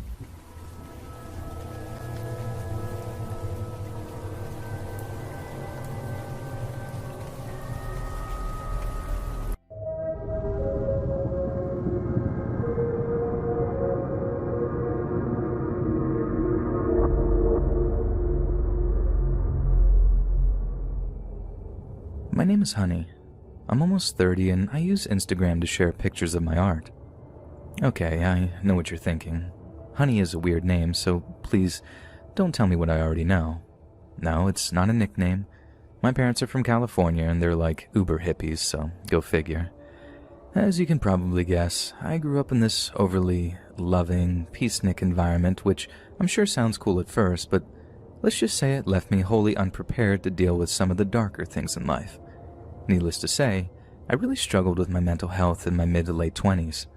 I don't want to totally blame my parents for that. I think they did the best that they could, but they seriously didn't help with their just fill your heart with love nonsense, when what I needed was actual therapy and antidepressants. I got access to professional help in the end, but what really helped me keep it together in the meantime was my art. Before I started to suffer with depression and stuff, I used to paint and draw some pretty basic stuff. Landscapes, portraits, floral displays, stuff like that. But when I started to really suffer, I let out all my stress, anxiety, and sadness onto paper, and as weird as it sounds, that's when my art really started to flourish. It was probably the only silver lining to ever come out of my poor mental health. The more I posted my newer, darker art on Instagram, the more attention it got. My follower count shot up, I got offers for commissions, I actually managed to hook up with a t-shirt merch company and make a few sales that way too. Like I drew this pizza demon thing one time and that made me a few $100 from people wanting that thing on a t-shirt too. So when I say dark, I really do mean I started drawing some really messed up stuff. The pizza demon thing was probably the lightest hearted thing I put out there in that time, and even then, people said it was super messed up. So as you might imagine, my new followers included some pretty messed up people. I don't say that to be like I'm complaining or mean or anything. I say that because one of them in particular made my life pretty difficult.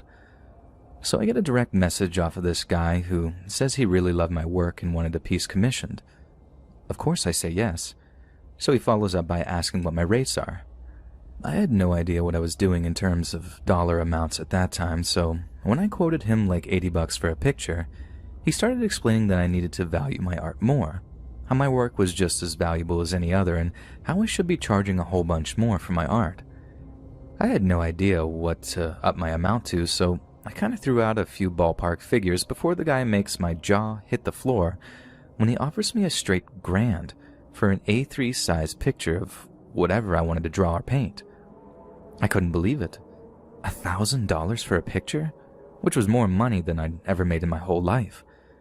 I got to work straight away, and within a week I'd poured my heart and soul out onto paper and sent it off, and got my money via PayPal.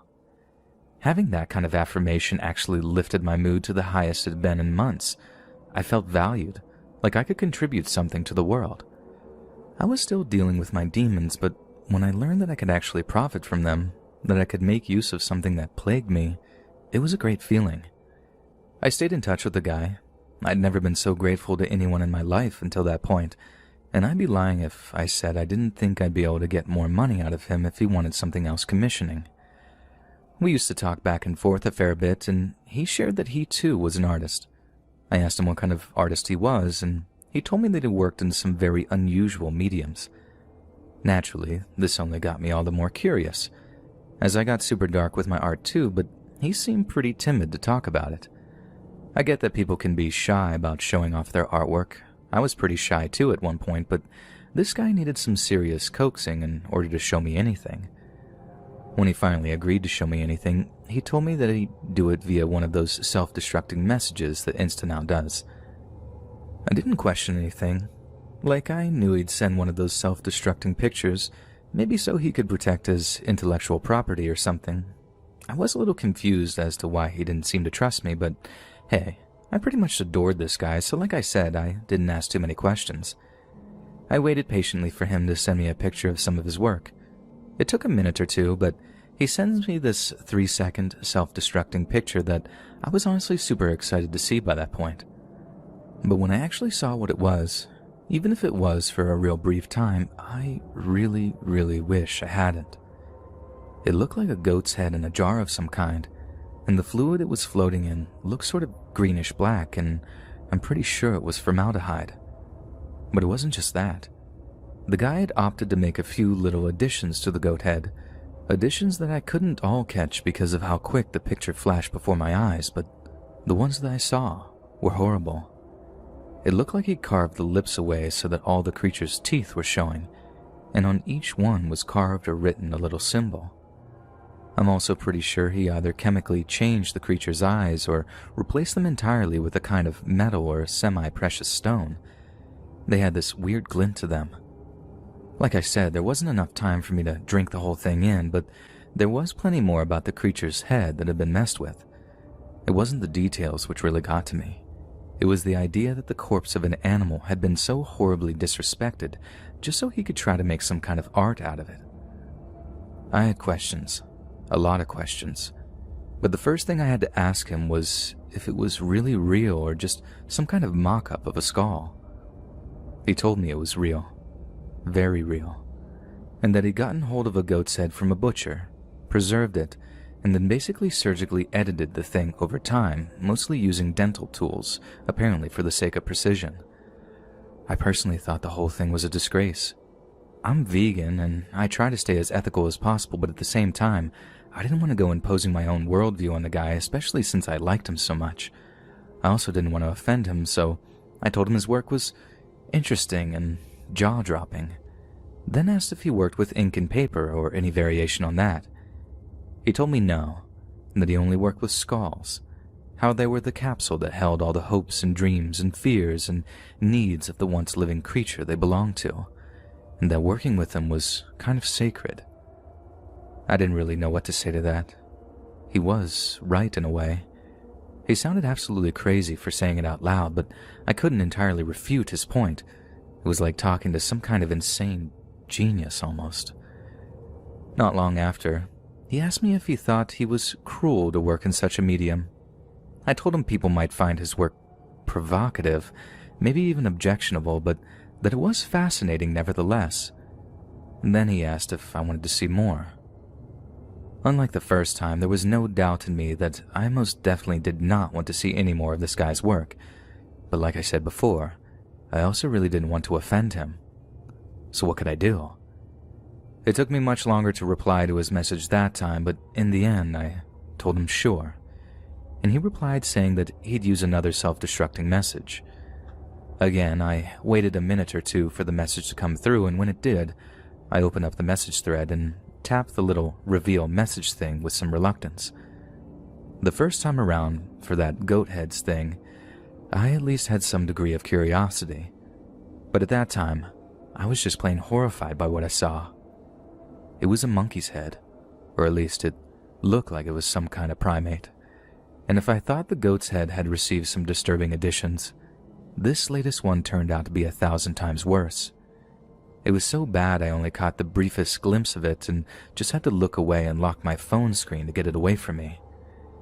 I was a little more confrontational with him after that, telling him that one was considerably more disturbing than the first, and I thought it was maybe a little too sensitive to see any more of his work. He asked why, and I broke it to him that I've been vegan for a few years, that I was a real animal lover, and although I could stomach the goat thing's head, I really couldn't handle the monkey head as it looked far too human to me. That's when he replies to me all like, it's interesting you should say that, and goes on to explain that it's his dream to work with a human skull. how he's put up a few ads on 4chan and stuff asking if anyone would be willing to donate their head should they die, but hadn't gotten any replies. And then he told me that he was getting really impatient, and that he was worried he wouldn't get a chance to realize his dream. The whole exchange had reached peak creepiness by that point, as you can imagine, and it was fast getting to the point when I was reaching for that block option, as I just didn't feel safe talking to him anymore.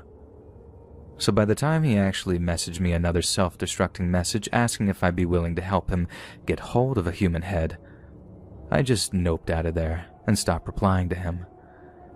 Like, I'm not sure he was actually asking me to, kill anyone with him or for him, but just the idea of going about procuring an actual human head?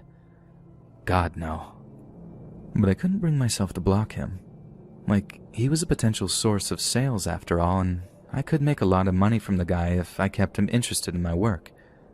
I try not to think about it, but I get these really bad feelings from time to time. What if he catches on to the fact that I just ignore him? And what if he decides that my head is the one he'd like to use to complete his magnum opus? I try very careful with what I post now, making sure it's only ever pictures of my art, and that the handful of landscape photos I'd posted on my profile had been deleted, just so whoever it is can't get an idea of where I live. Because if they do work out where I'm at, there's just no way I'd be able to go around feeling safe. Not with someone whose ambition is to work with severed human heads, knowing where I lay mine at night.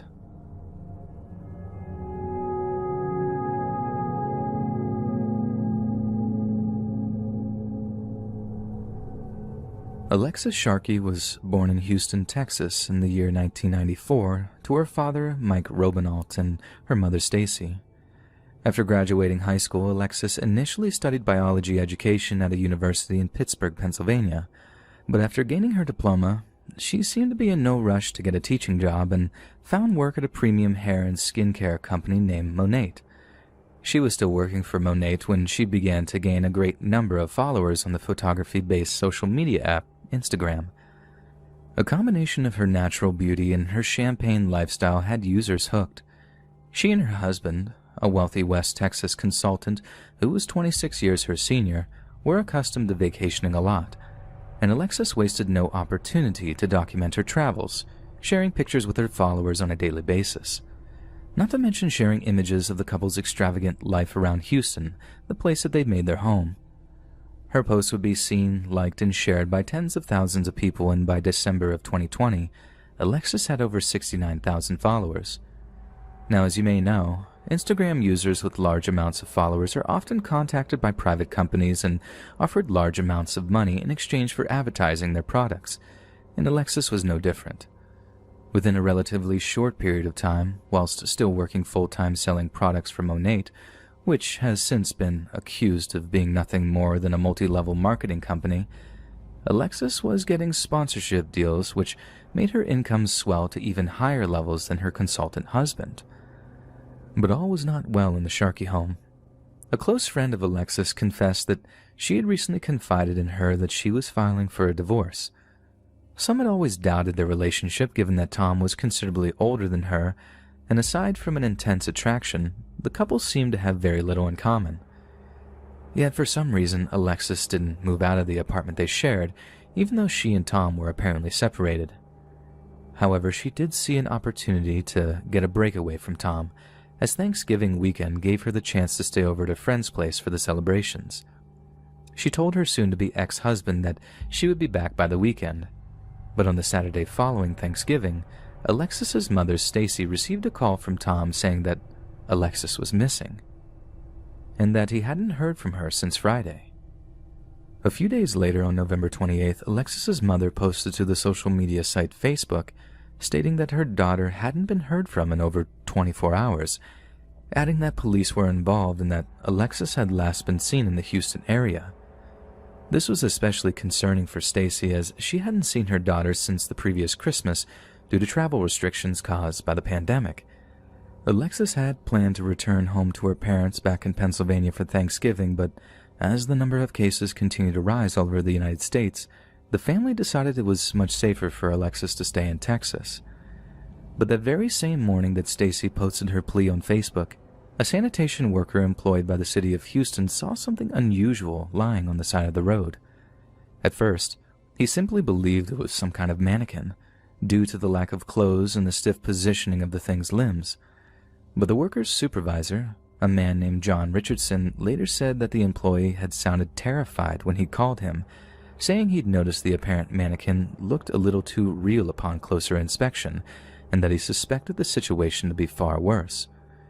John drove down to where the supposed mannequin was lying at the side of the road, then rushed to call 911 when he saw that it was no mannequin at all. That it was in fact a lifeless human body.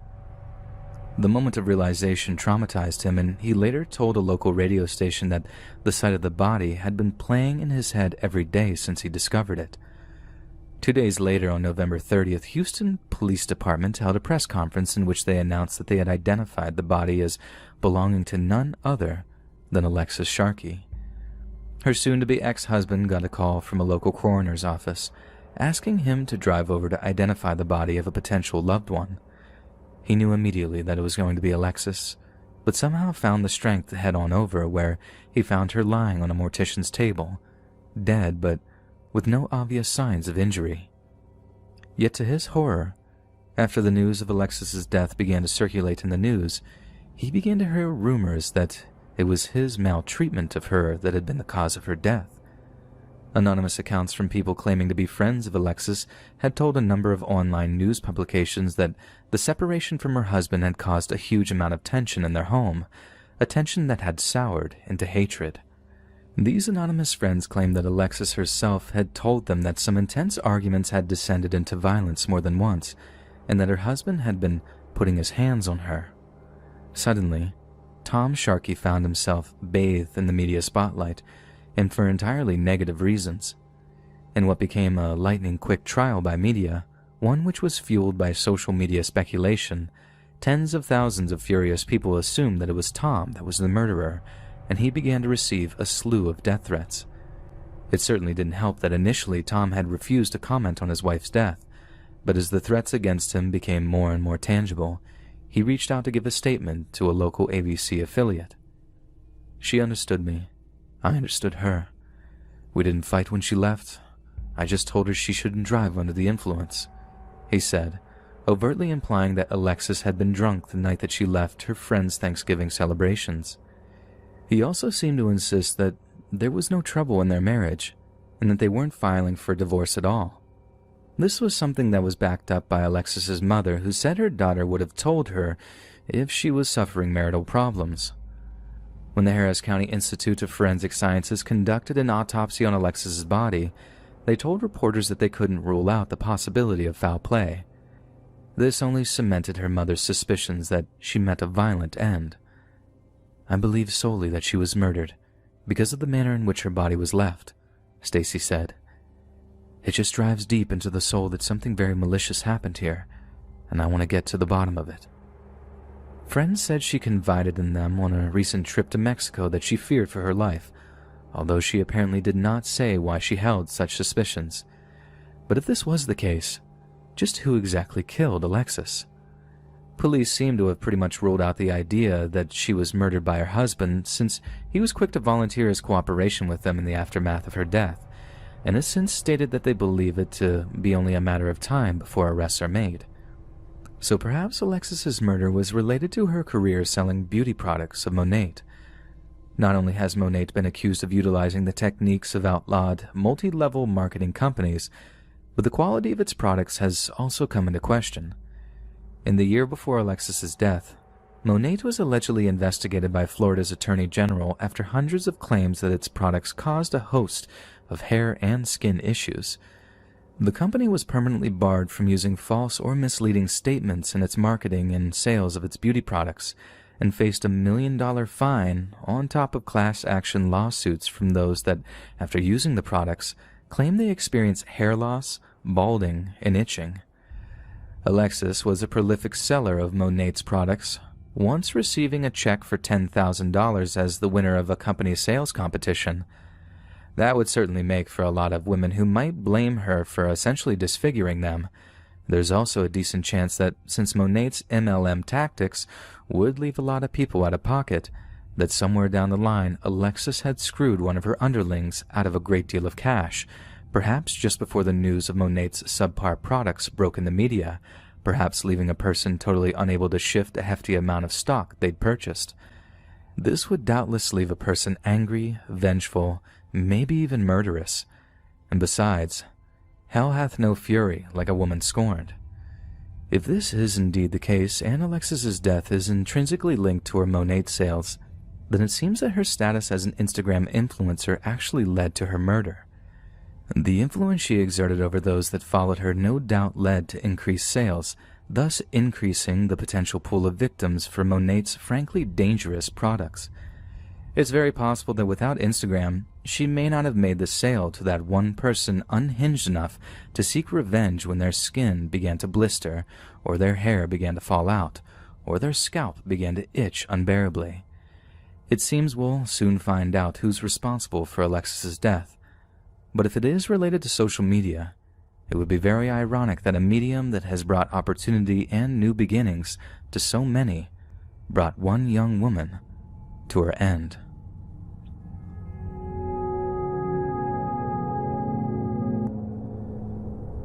A few years ago, I started getting into this Italian crime show called Gomorrah.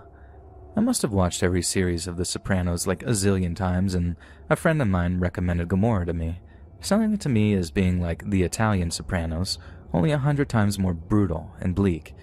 And needless to say, I was hooked, and I binge-watched the first 2 series in like a week, usually with my phone nearby so I could text my buddy like, "Oh God, this show's so amazing," every so often, and thanking him to turning me on to it. Then not long after, I'm scrolling through Instagram and I notice I'm getting Italian language sponsored ads. I figured it was just a glitch in the app's algorithm, something like that, and didn't think anything of it. But it kept happening, over and over again. I get all kinds of ads for different products and services that were only available in Italy. I'm a little embarrassed that it took me as long as it did to make the connection between the Italian advertisements and the fact that I've been watching Gomorrah. But when I finally did, it seriously gave me the creeps. My phone was listening to me. My phone had been broadcasting the sound of the TV series to somewhere that was then tailoring the promoted posts in my Insta feed to stuff it was assumed that I might buy. But then if it was listening to me and sending whatever I was saying off to some advertising company or whatever, there's legit nothing to say that the government can't access with that same technology. For years we worried about the possibility of George Orwell's 1984 becoming a reality, fretting over a totalitarian government that would put cameras or microphones in our homes that they could then use to listen to us. But do you think Orwell could have predicted that we'd do it all voluntarily? That all you had to do was package the telescreen in a tiny, shiny package, couple it with social media, and we'd basically hand over our collective privacy on a silver platter. Like, I might sound legit crazy 20 or 30 years ago if I was all like, they're listening to us, they're spying on us on our phones. But today, it's a matter of record that our devices record ambient noises before analyzing it and passing on keywords to advertisers. And it's not even the fact that it's happening that's the scary part. It's the fact that no one really cares. No one really gives a hoot that we have next to no privacy anymore. I've even heard people talk about Huawei phones like, I don't care if the Chinese have all my info, what are they going to do with it? Now I use VPNs on almost every device I own these days, and I don't own a smartphone anymore. Just a flip phone that I can turn off whenever I'm not using it. I don't think I'd actually use voicemail in about a decade, but now I use it all the time. I just find it extremely creepy that we just sleepwalked into this state of affairs without any more thought than, ooh, my phone now has a camera, or ooh, now my phone has the internet. I used to think those conspiracy theory types were just a bunch of loons, but if they were right about our phones, what else are they right about?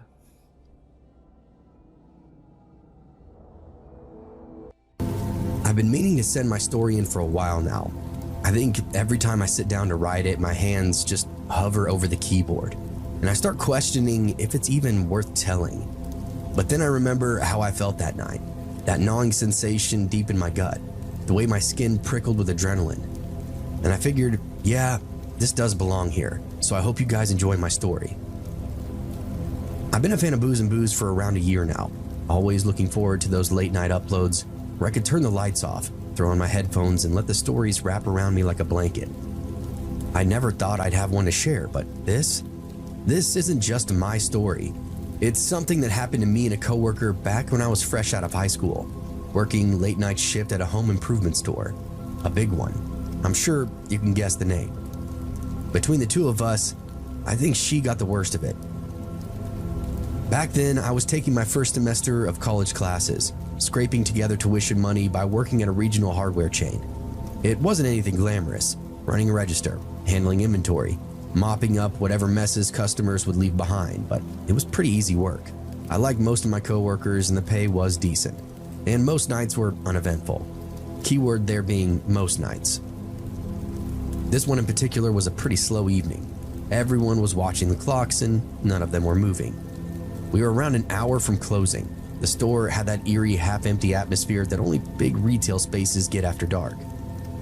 The lights above my head buzzed, casting this sick glow over the aisles, and the air smelled like sawdust and metal. The customers left in the building were the usual stragglers, contractors grabbing last-minute supplies, couples arguing over paint samples, that sort of thing. I was finishing up her return at customer service when she walked up to me. Let's call her Hannah. She was one of the newer hires, maybe a year or two older than me, and usually pretty upbeat. But that night she looked kind of different, tight-lipped, stiff-shouldered. Her eyes darted around like she was expecting something to lunge at her out from the shadows. "Hey," she said, low enough that I could only hear her. "Can you, walk with me for a little bit?" I raised an eyebrow. "What's up?" She swallowed and glanced over her shoulder. "I think I'm being followed." That snapped me to attention. She told me about this man, a big guy, older with a greasy baseball cap and a stare that made her skin crawl. He'd approached her in plumbing, asking her for her help to find a part. Nothing weird at first, but then he just didn't leave. Every time she tried to step away, he found another excuse to keep her there, his questions getting more off topic and more personal. Finally, she made up a reason to leave, and when she checked over her shoulder, he was still there watching her. That was 45 minutes ago. He followed her around the store, and eventually she lost him in power tools, then bolted to the nearest coworker for some kind of assistance.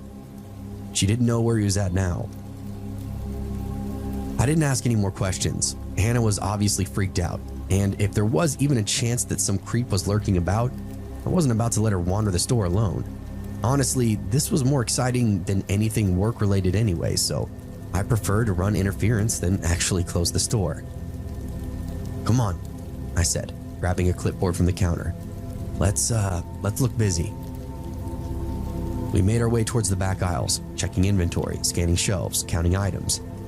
Occasionally, my eyes kept flicking up, sweeping the store, but I didn't see anybody out of place. Just a couple of customers near checkout. Donnie in a neon vest was restocking lumber, and one of my other friends was just dicking around on the forklift in the bay. "Are you sure he's still even here?" I whispered. Hannah hesitated. "I don't know, I just feel like he is." For some reason, I just didn't like that answer. We kept moving, aisle by aisle, her sticking close to my side.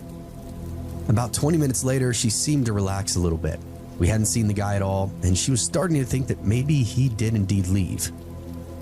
This actually proved to be two birds with one stone because we got a lot of that light inventory work done. And then, that's when I saw him.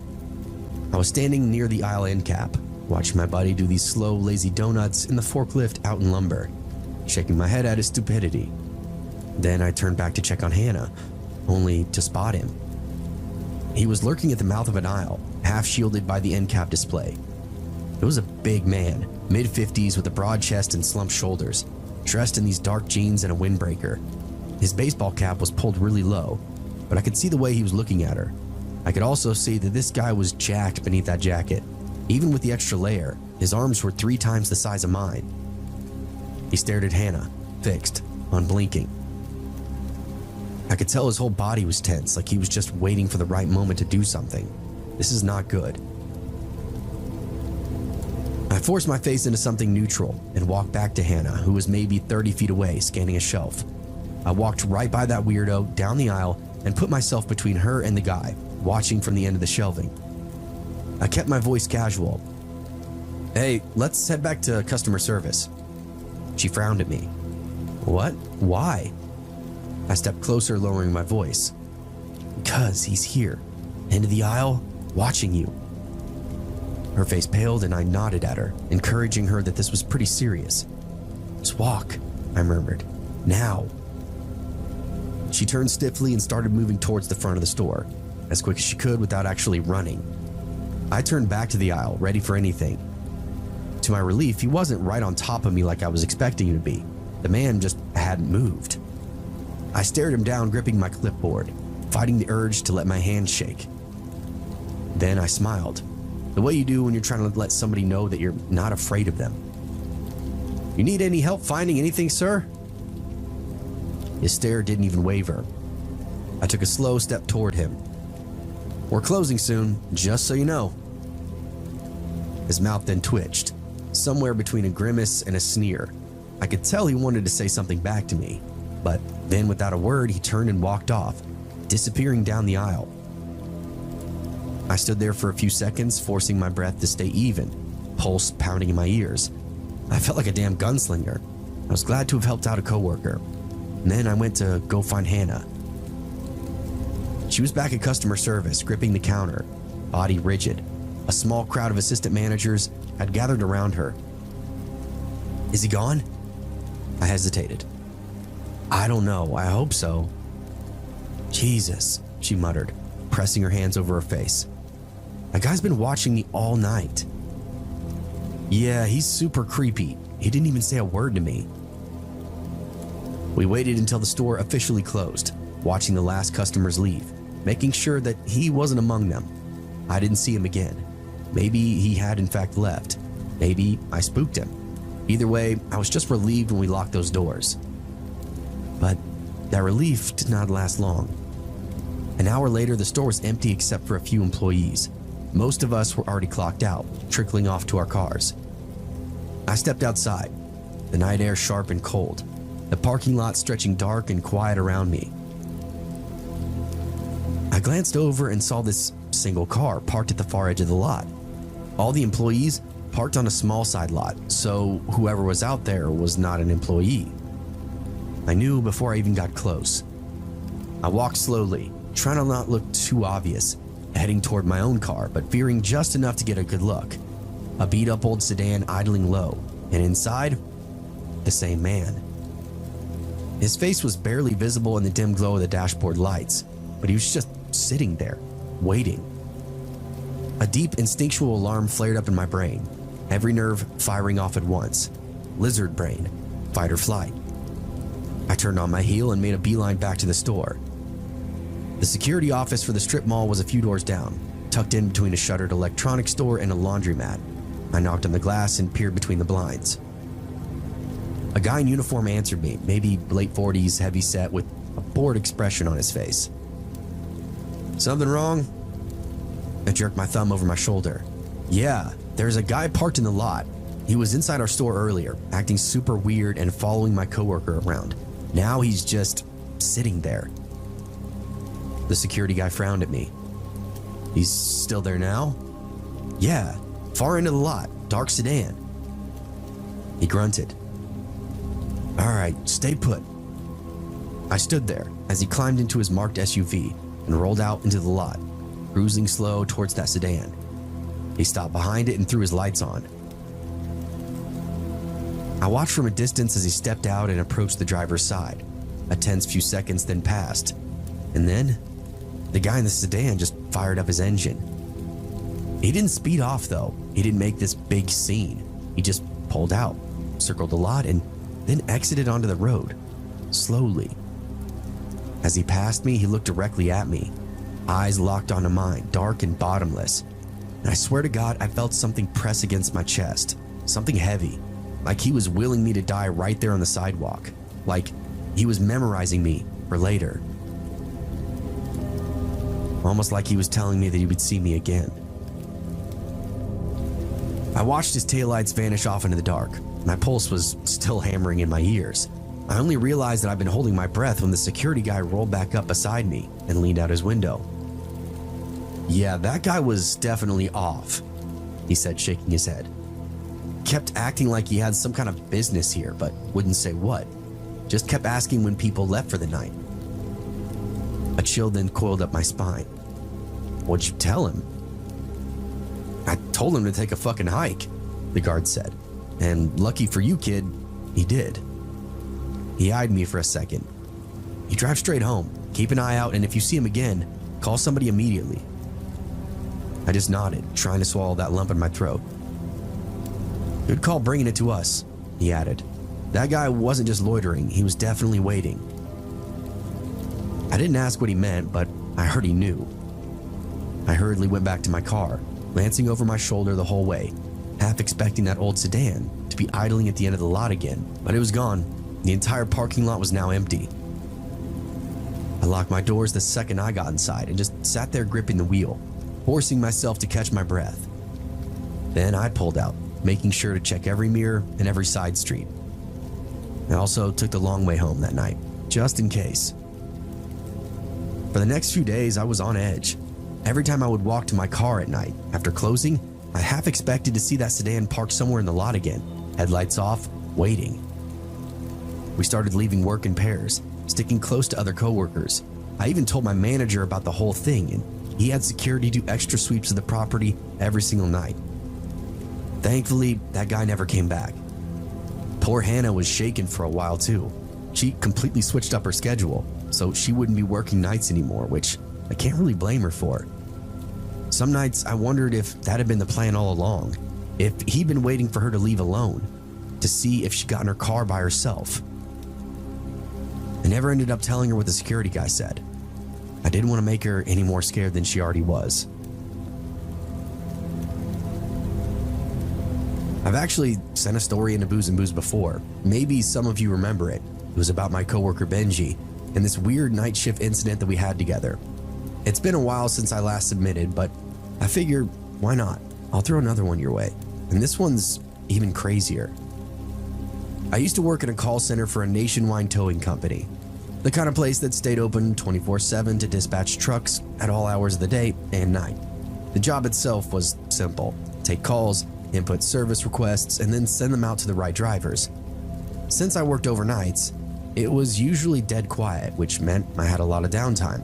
My coworker Benji and I would have the same shifts, and we got along pretty well enough to pass those hours. Our office itself was inside this shared business complex. Nothing special, just a bunch of suites crammed together, totally empty at night.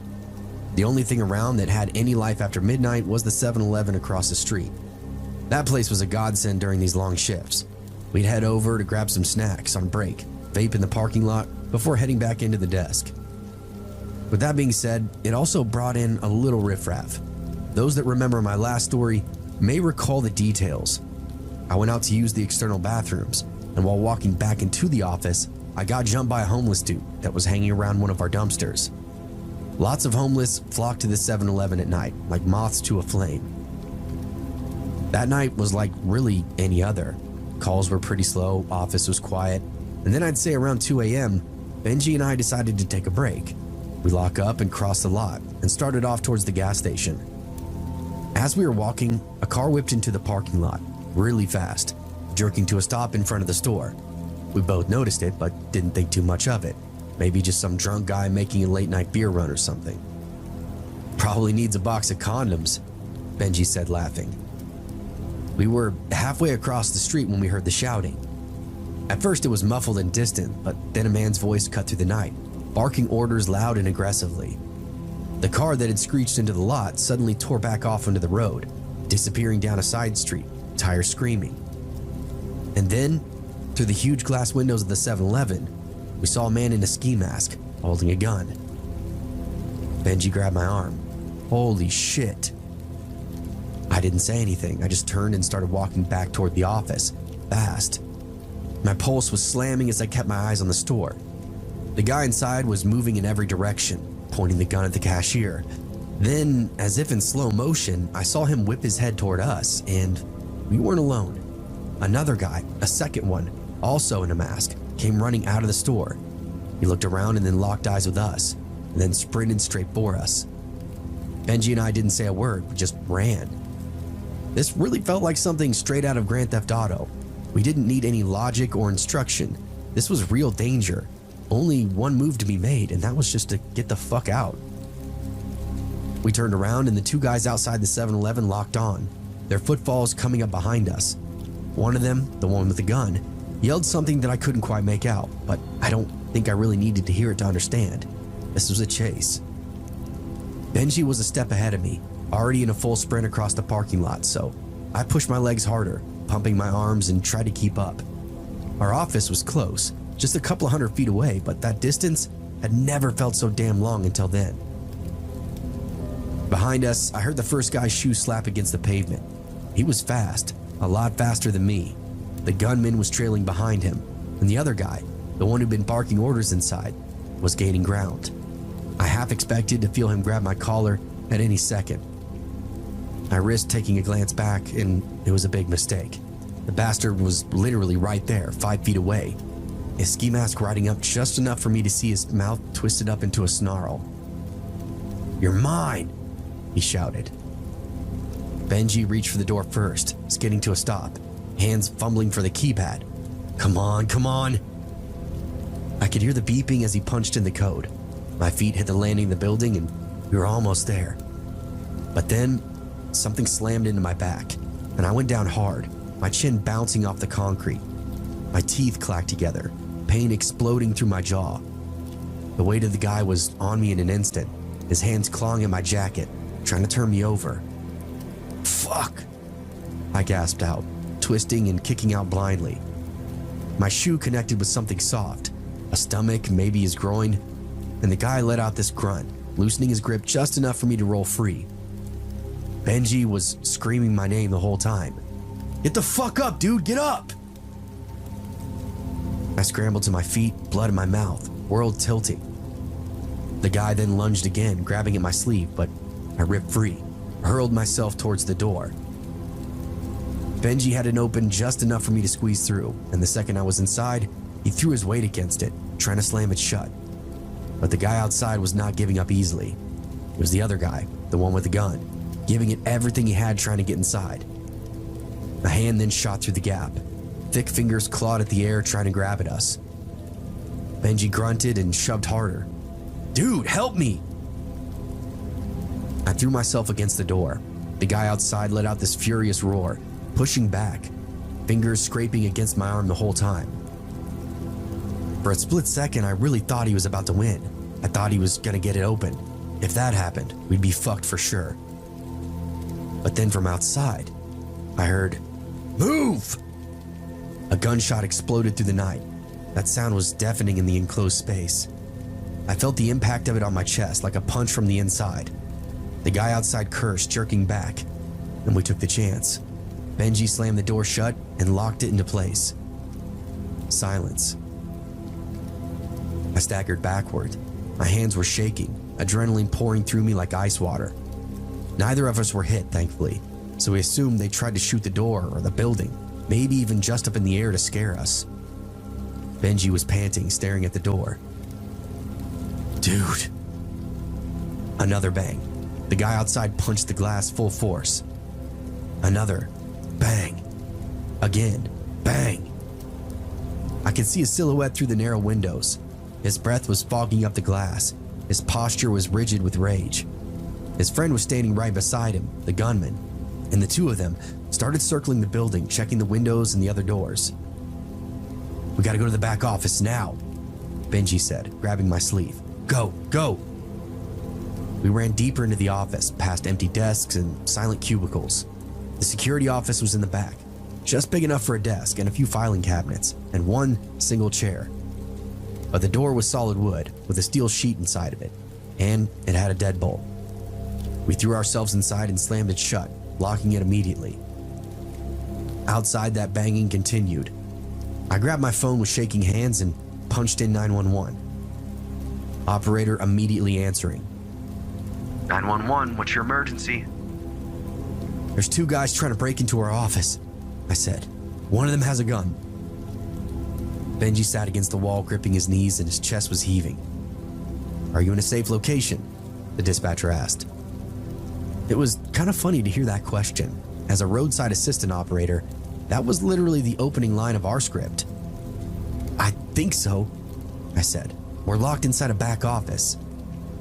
From outside, we heard another boom, and that sound made me jump. "What the fuck?" Benji hissed. I could tell he was getting agitated. I didn't have to wander for very long. I could hear weird faded beeps from outside. The keypad. They shot the damn keypad. "They're trying to get in," I whispered. Benji wiped his face, sweat slick on his forehead. "Shit, man, shit. This is crazy. We're like fish in a barrel. We should have never ran back in here." The dispatcher was still talking to me, but I barely heard any words she said. I was far too busy listening to the sounds of outside, the muffled voices, the hurried footsteps, the gunman cursing underneath his breath. I heard another shot, then nothing. The silence stretched on, and I could hardly take a breath. That's when I heard sirens. Red and blue lights flashed through the windows, painting the walls in frantic colors. Benji let out this breathless laugh, half hysteria, half relief. "Oh shit, man. Holy shit."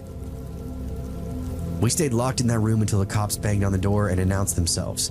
That's when we finally stepped out, and I got my first real look at the damage. The front door was a complete mess. Bullet holes in the keypads, cracked spider webbing across the glass. The cops questioned us, and we gave our statements, still shaking, still reeling. The two guys were long gone, disappeared off into the neighborhood, but we knew one thing for sure. They wanted us dead. And if we would have been a second slower, we would have been. The second we stepped out, it really hit me how close we'd actually been to dying. That front door was ruined. The keypad was a mangled mess of metal and shattered plastic. Bullet holes pocked the frame.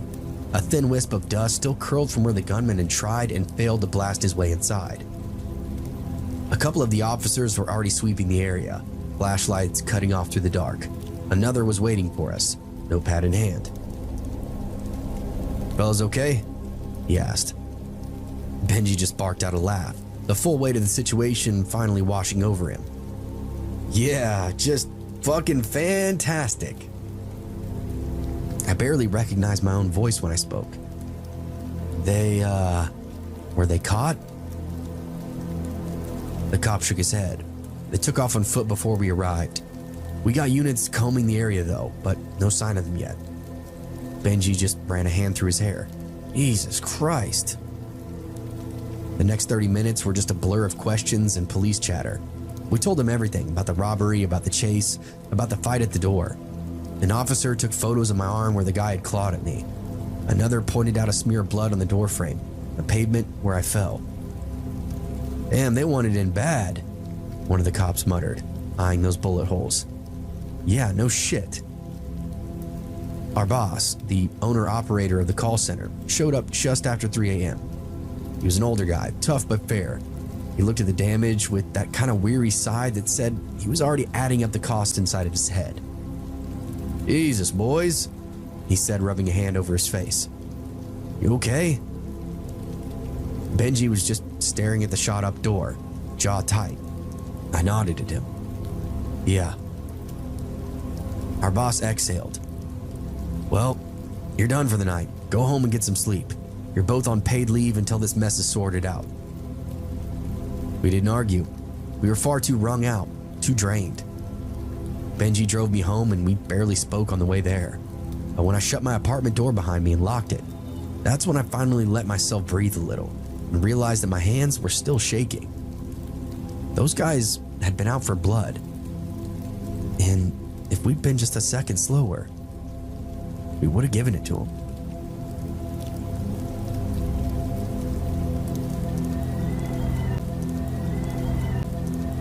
I don't work nights anymore, but for years I worked the night shift in a residential care facility. On weekends, I was the only person in charge of a dementia facility. It was sometimes spooky, consisting of 15 residents and only me to keep an eye on them all throughout the night. Around 3 a.m. in the morning, after doing an intentional round where I checked on all the residents and they were safe and well, I heard the doorbell ring. I got a sudden wave of goosebumps because this was a secure facility and it was the middle of the night. I went and looked out of the window, but there was nobody there. I blew it off as being a hallucination because I was exhausted most of the nights. About 10 minutes later, the doorbell rang again, so I went back to the window and checked again. Nobody was there, but I looked across the street and a strange car was parked there. I took a photo of it just in case, and then I went back to my station where I had been playing a game of cards with a delightful but very demented lady. I sat down and she looked at me and said, "What did the gentleman want, dearie?" Chills went down my spine, but I brushed it off because hallucinations are common with dementia, and this lady is particularly prone to not being oriented to time and place. However, the doorbell rang again less than 5 minutes later, and this time I was getting scared. Another one of my residents was awake and walking in the hallway, painting with a clean paintbrush to keep him occupied. I passed him on the way to the front window, and he turned to me and said, "Don't answer the door alone, he might hurt you," before continuing to pretend to paint. I looked out of the window to see the same car as before, and as I was looking around, I saw a shadow moving in front of the door.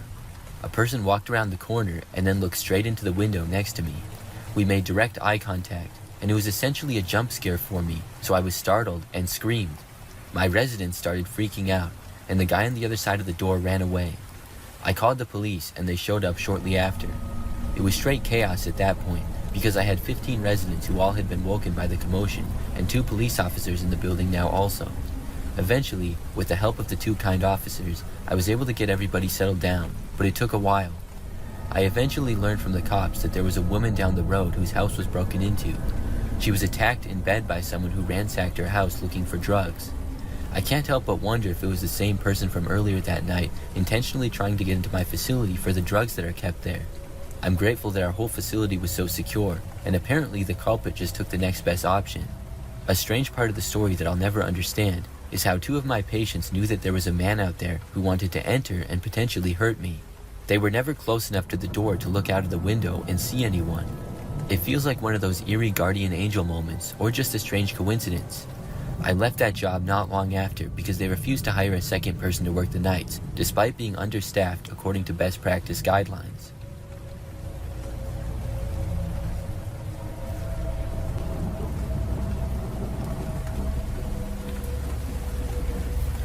I worked at a water treatment plant on the graveyard shift. The place was isolated, situated next to a highway that connected 2 cities about an hour apart. Nothing but some empty fields and trees were in between. It would just be me there during the night shift. My job, and why I had to be there, was to check the levels, adjust equipment every now and then, and basically just make sure that everything was working and it wasn't going to blow up. During my shift, I would be inside an 8-foot-tall barbed wire fence which was locked, but the access door to the rest of the facility were always open. One night at about 2:30 or 3 a.m., I was sitting in my control room area killing time on my Nintendo DS. The sound of the game was the only thing breaking the silence, and I was halfway zoning out when I heard a voice from behind me. The voice shouted out to get on the ground. I turned around and saw a guy standing there behind me holding a gun. He must have climbed the barbed wire fence to get to me, because I could see he was bleeding from several locations on his body. I must have been taking a while to comprehend what was happening, because the man yelled to get on the ground again. I didn't hesitate this time, and I dropped to my knees. He kept the gun pointed at me as he stepped closer. I remember that he kept apologizing to me, saying that he was sorry, but he had to do this. I thought that maybe he had been hired to kill me by someone, and what could I have possibly done to deserve this? He began asking for my truck keys, my wallet, and my phone. I didn't argue, and I handed everything over. Next, he tied me up.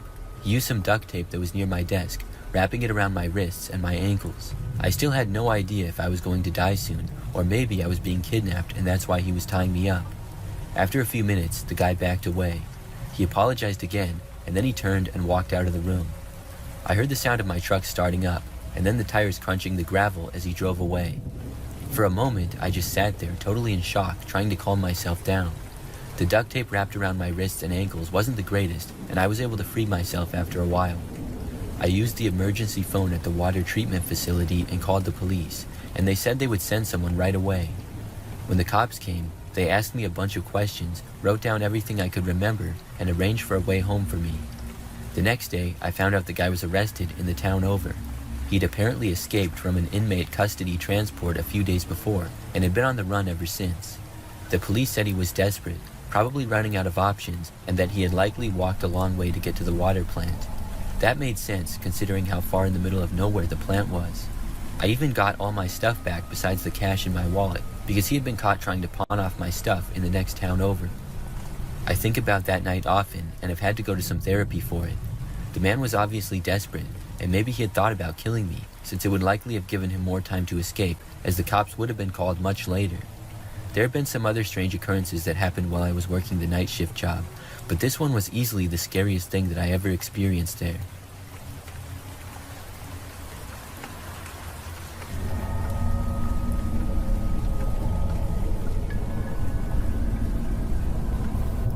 Many years ago, I used to work a night shift at a hotel in South Carolina.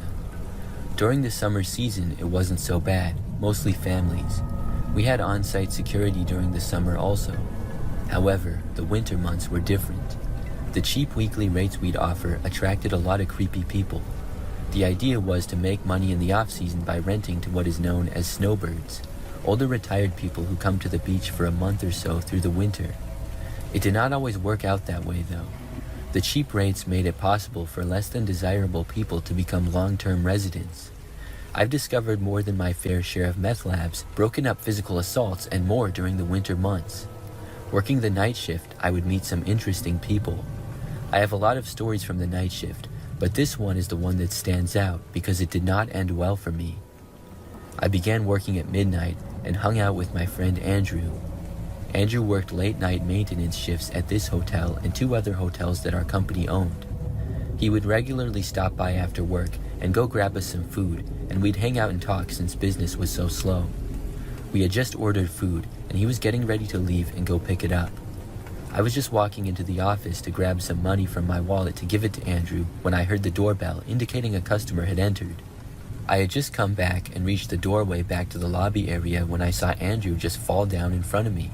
Next thing I knew, a guy walked around the corner and punched me in the head with a short steel pipe in his hand. It staggered me and I went on one knee. He hit me in the head with the pipe, and the only thing I remember was his partner saying that Andrew got away and found a cop, so they had to go now. I was finally able to get to my feet from the blow I received. I tried to call the police from the phone in the back office, but it was having issues. I slammed it in frustration. I was hurt, scared, and really freaking out. I realized they could come back, so I ran to lock the door. I don't know where Andrew had gone, and that worried me. I finally got the phone to work, and I told the 911 operator that I had been attacked, and I needed an officer and an ambulance. I didn't unlock the front door until the cops and ambulance pulled up. It was at this time, after I found out they punched and knocked him down, that Andrew had been able to amazingly jump over the desk and escape. He luckily ran outside as a cop was driving by, which he ran to flag down for help. I ended up in the hospital ER where I had to have 10 staples in my head, and they gave me morphine for pain. I thought I had only been hit in the head once after being punched, but I was later shown the video from the hotel cameras, and the video showed a different story. After I went to one knee, the guy hit me not just one time, but 10 total times. I kept trying to grab the pipe and get up for some reason. I do not remember any of this happening. He kept punching me and hitting me with the pipe until his accomplice told me that Andrew got away and flagged down a cop. We never found out why they chose to attack me. The police thought it might be a failed robbery attempt due to Andrew getting away and me not just going down. The only other explanation I could think of was someone was getting revenge on me for one of the many incidents I had to deal with while working the night shift. For example, maybe someone was getting back at me for a physical assault that I broke up in a room, or the meth labs I had discovered. Once I recovered, I came back to work the night shift for a bit, but I had PTSD and was very nervous it might happen again, so I ended up finding a different job. They never caught the guys who did it as far as I know.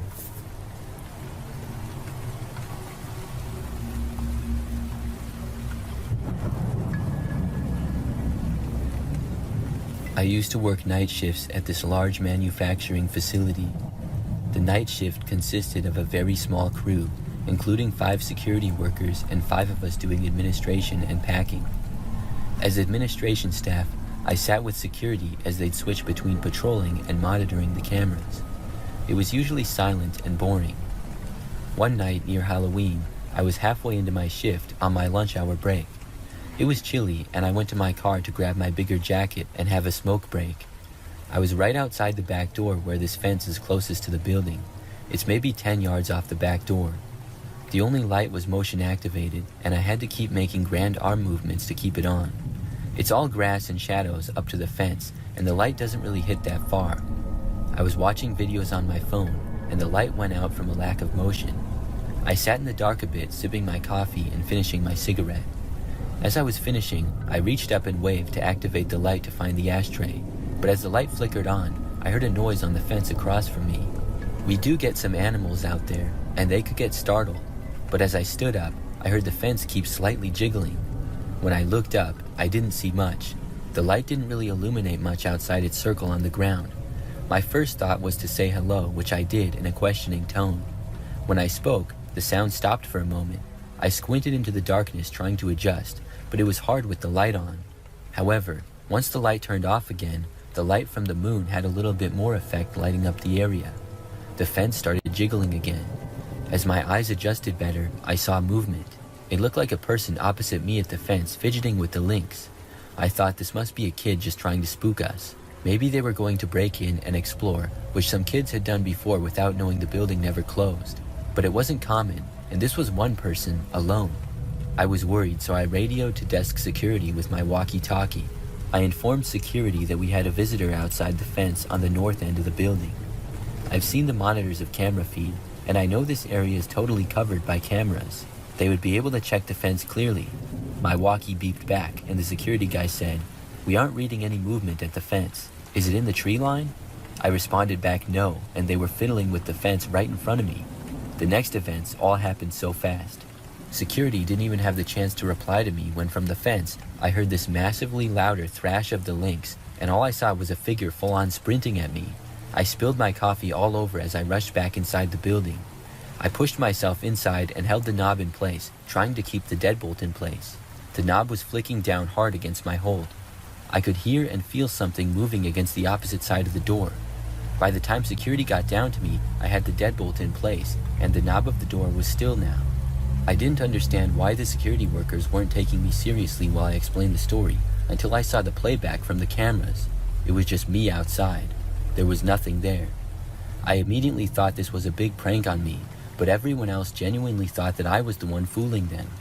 Upon watching the footage a second time more closely, however, we noticed the way the door handle kept moving even when I removed my hand from it. Both the inside camera and outside caught it. We also noticed right before I panicked and turned to run inside, the fence made a slight jolt as if it was pushed. There were no holes in the fence or any kind of cuts made where somebody could squeeze through. There were no creepy shadows or unexplained wisps of smoke or light or movement besides those. Nobody there wanted to admit anything happened to me. Everyone came up with logical explanations like it was tricks of the moonlight, an overactive imagination, or too much coffee. I didn't want to argue about it. They already thought that I was being weird about it. I went about finishing my shift, but nobody used the back door again that night, and it remained locked. The longest employed security employee was finishing up his shift at the desk with me in the office that night. A few minutes before clocking out, he cleared his throat and told me, "I never really liked that north end. It feels like someone's eyes are always on me." It's honestly the most he's ever said to me in the years plus I worked there, the most I ever heard him say.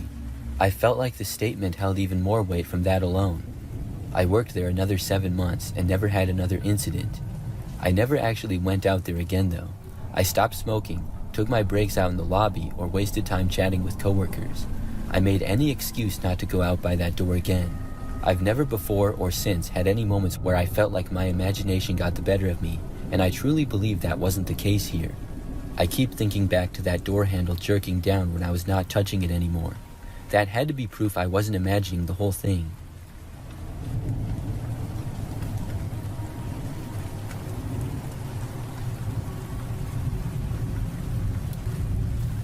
I worked overnight at a Subway inside a 24-hour truck stop, which wasn't the most glamorous job, but it kept the bills paid. Most of the time, it was quiet, especially after the regular truckers had eaten and left for the night. I was behind the counter one night, cleaning up some stuff, when this guy came in. He was just standing there staring at the menu, and then he asked me if I had a sandwich for him. At first, I thought he might have called in an order or something, so I asked him his name to look it up. That's when he stepped forward a bit. and I saw that he was covered in blood, soaked through his shirt, splattered his jeans, and dripping onto the floor.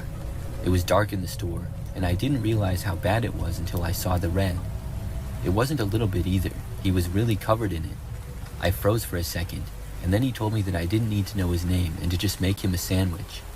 I didn't want the guy to panic, so I tried to stay calm and think of the best way to notify someone. While making his sandwich, I thought of an excuse to go to the back of the store, saying that I needed to get more lettuce since the bin was almost done. I signaled to my other coworker who was relaxing in the back before her shift started to go get the off-duty state trooper who worked security around that time. A few minutes later, I saw the trooper finally coming into the store as I was finishing up with the man's sandwich. The trooper saw the trail of blood on the floor and the guy stared, and it was obvious that something was seriously wrong. He must have had years of experience with things like this, because he moved in slow and steady, pretending he was just there for a sandwich, and got close. But the second he got close, the guy tensed up like he was about to bolt. The trooper stepped forward and grabbed him as the guy tried to pull away, but the trooper was faster. The man covered in blood was arrested and then questioned. The guy had been stabbed, but he didn't even know how bad it was because he was in shock. Apparently, he'd stabbed someone to death earlier that night, and the shock he had made him so disoriented he didn't even realize how badly he was bleeding. He'd been driving around, gassing up his car at the pump just a few feet away, and getting food to go on the run. He was just some guy who walked in wanting a sandwich, acting like it was no big deal while covered in blood after a murder. It was a chilling experience for me having to deal with something like that while working a night shift job.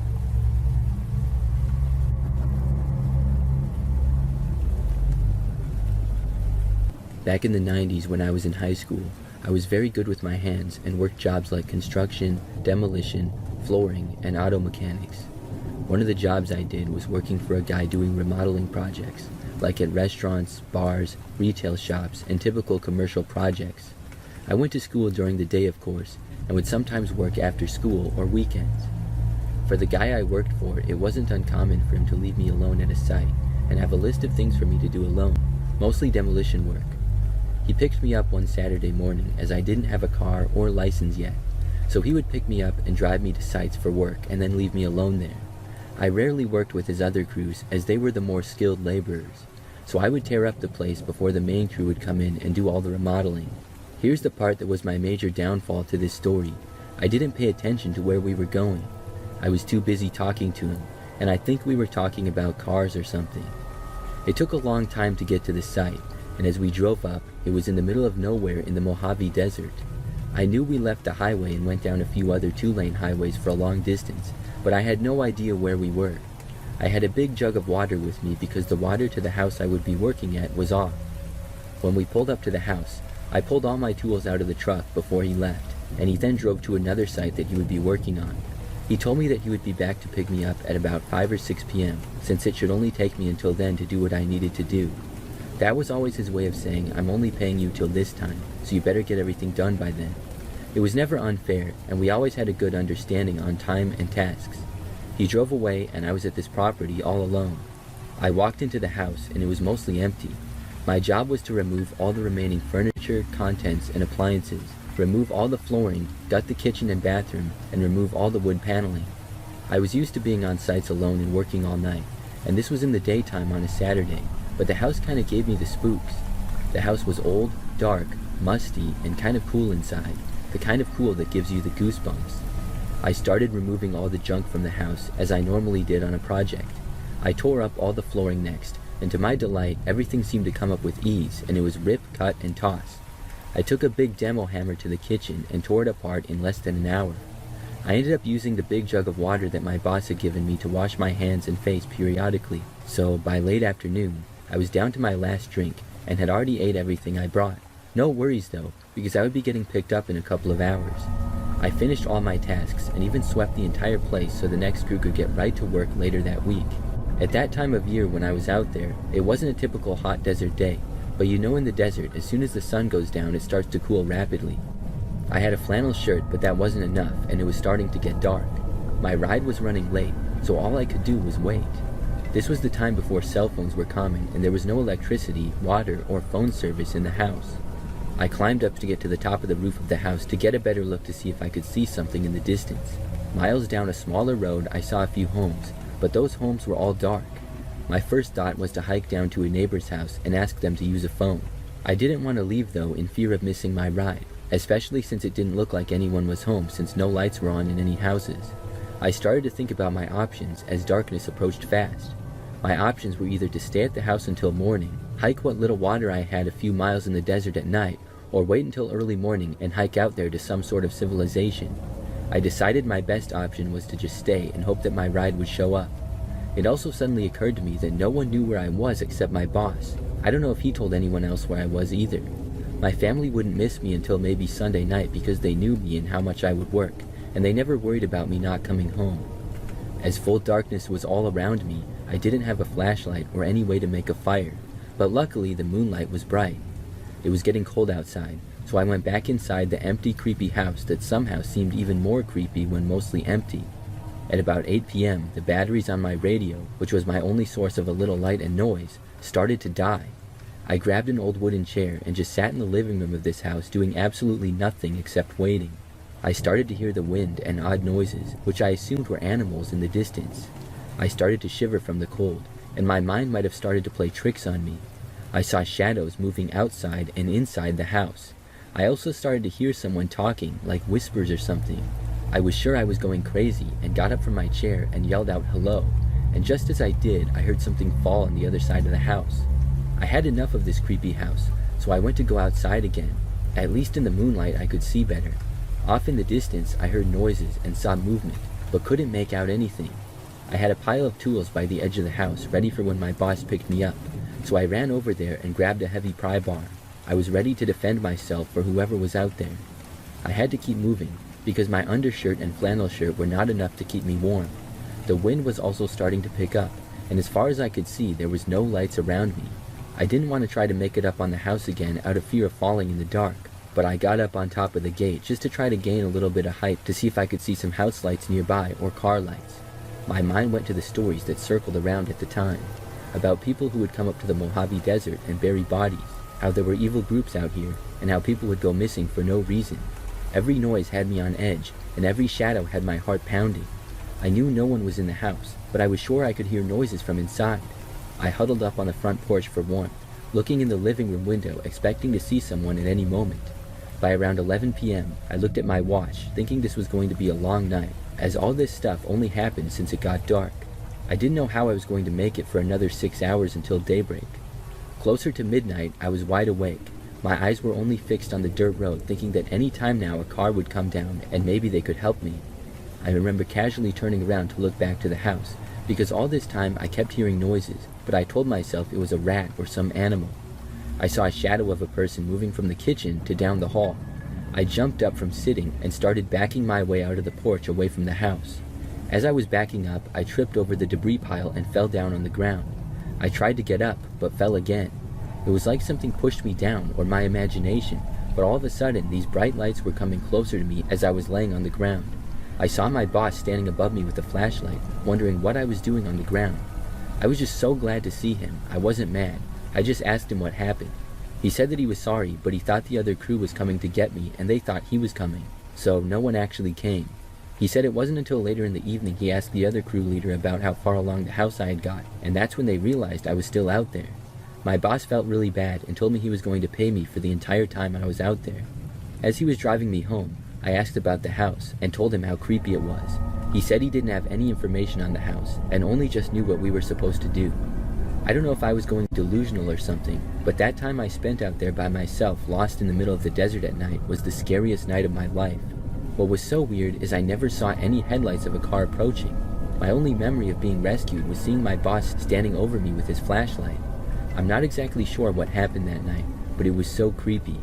After that, I made sure to always keep extra batteries, a flashlight, and double the amount of liquid with me.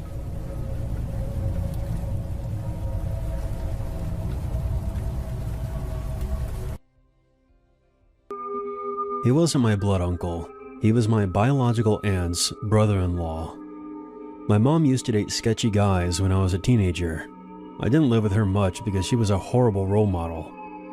So my grandmother raised me for a big chunk of my life, and I am thankful for that, because she taught me many values and how to be a lady. I later moved in with my father and stepmother and my half-siblings when I was around 15, and I had a wonderful life with them. But let's rewind the clock to when I was 14. At the time I lived with my mother and her sleazy boyfriend named Dale. We were on the second story of a duplex. Her boyfriend had this friend who would come over occasionally, who looked just like the white guy from Jerky Boys. Same hair too. He always creeped me out because he kept staring at me, and I would always catch him in the act. My aunt lived down the block, and I would visit her quite frequently because she was one of those cool aunts. She was in her 20s, super fun, and had this 1969 Firebird convertible that she would drive around in and blast rock music. When I would visit her house, I would sometimes run into her brother-in-law. His name was Jeff, Uncle Jeff. He was renting out her basement. I kinda thought he was weird, but an okay guy.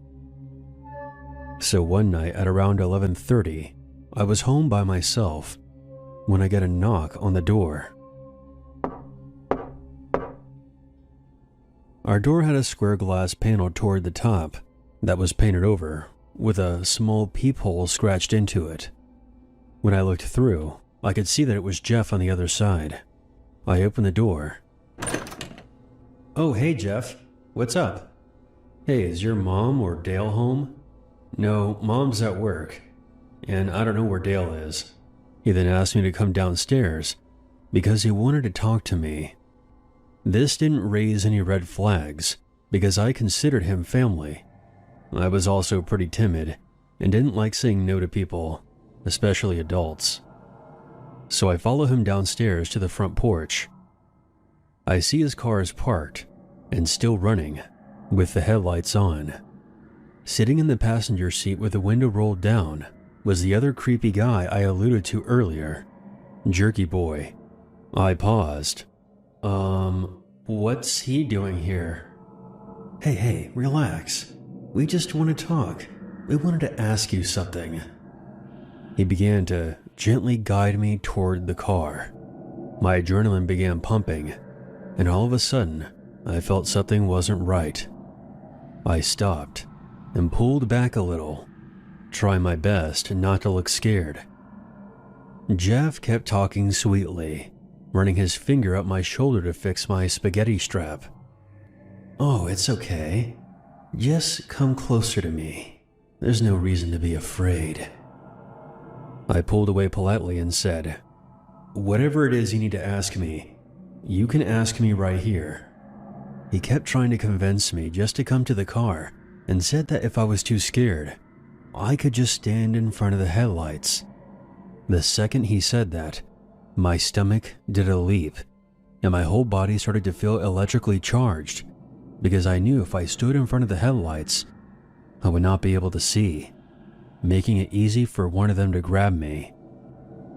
At that very moment, I knew I was in a dangerous situation, so I started acting ditzy and dumb because I was afraid to let them know that I was onto them and that they were doing something that would land them in prison. And he would just grab me right then and there, cover my mouth, and drag me into the car so that I couldn't tell anyone. So I started to playfully joke around and said that I wasn't wearing shoes and that I didn't want to step in dog shit. I could see that Jerky Boy was now starting to come out of his car. Then I sprinted back upstairs, running as fast as I could and locking the door behind me. I was shaking so bad. Not a minute later, Jerky Boy is knocking on the door, and he's looking through the makeshift peephole. He starts saying that he needs to talk to my mom's boyfriend, Dale. I say that he's not here, so he stops knocking, but I don't hear him descending the stairs. 30 seconds after that, Jeff comes up and knocks, and is talking to me through the door, saying that he needed to talk to Dale, and then tries opening the door. However, it's locked. For the third time, I repeat that Dale wasn't there. "Oh, I'm sorry if we scared you, sweetheart. We just wanted to talk to you." That was bullshit. I was afraid that they were going to try to kick the door in, so I decided that I was going to try and sneak out the back. I walked toward the back door, and thank God I looked out the window first, because I saw the silhouette of Jerky Boy standing downstairs at the back door. So now, Jeff was at the front door, trying to sweet-talk me, and his friend was waiting out back. I know what you're probably thinking. Call the cops. I don't know why I didn't. I know it's stupid. I think it was because I was so naive and timid. Jeff was my uncle after all. I was also questioning myself and my own judgments, because Jeff kept reassuring me at the front door. So I returned to the front door, and Jeff is still there, telling me that he felt horrible for scaring me. I then tell him, trying my best to disguise any hint of fear in my voice, that everything was okay, and that I was so sorry that I got scared. I tried my best to placate him and convince him that I believed what he told me. They eventually left, and once the coast was clear, I snuck out and ran to a friend's house. I didn't tell them anything about what happened. I just said that I was scared and wanted to stay there until my mom got home. I did tell my mother about what happened, but nothing ever came of it. And thankfully I moved into my dad's house 45 miles away 3 months later. I never saw those two men again.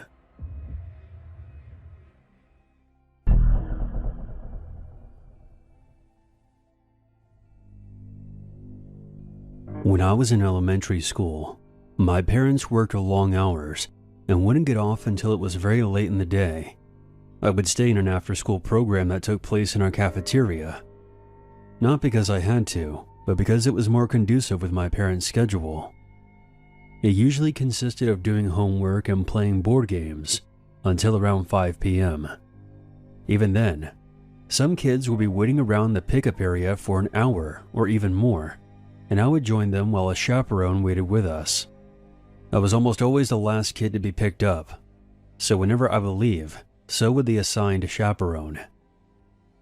One day, the chaperone really needed to use the restroom. That day we were the last ones in the pickup area. He told me not to leave until he got back. So I was sitting there on the ground against the wall, when suddenly, a car pulled up. A bearded man in a flannel shirt and dark sunglasses lowered the passenger window and said, "Come on, let's go. Your dad can't pick you up today. I'm your uncle." I just sat there gripping my backpack, staring at him, completely frozen. I didn't recognize him, and I was scared, so I didn't say anything. I was confused and I didn't know what to do. Could this guy really be my uncle? Had something happened to my dad? The man seemed to get impatient, and with a stern voice, he said, "Get in the car now. Your dad got hurt. We need to go see him. Hurry." I still sat there, not moving. It was then that the chaperone returned, and as soon as he appeared, the car sped off. The chaperone wasn't able to get the license plate number and told my parents about it when they came to pick me up. From that day on, the school took extra precautions and assigned more chaperones to watch the children after school, which was a good thing. But I still wonder what would have happened if I believed him and naively went with him. He also must have been watching us for some time, because he showed up as soon as the chaperone left. This could have easily happened to a student who was younger than me, who wouldn't have known better. It's sad, but not everyone knows about stranger danger. Just watch your local news.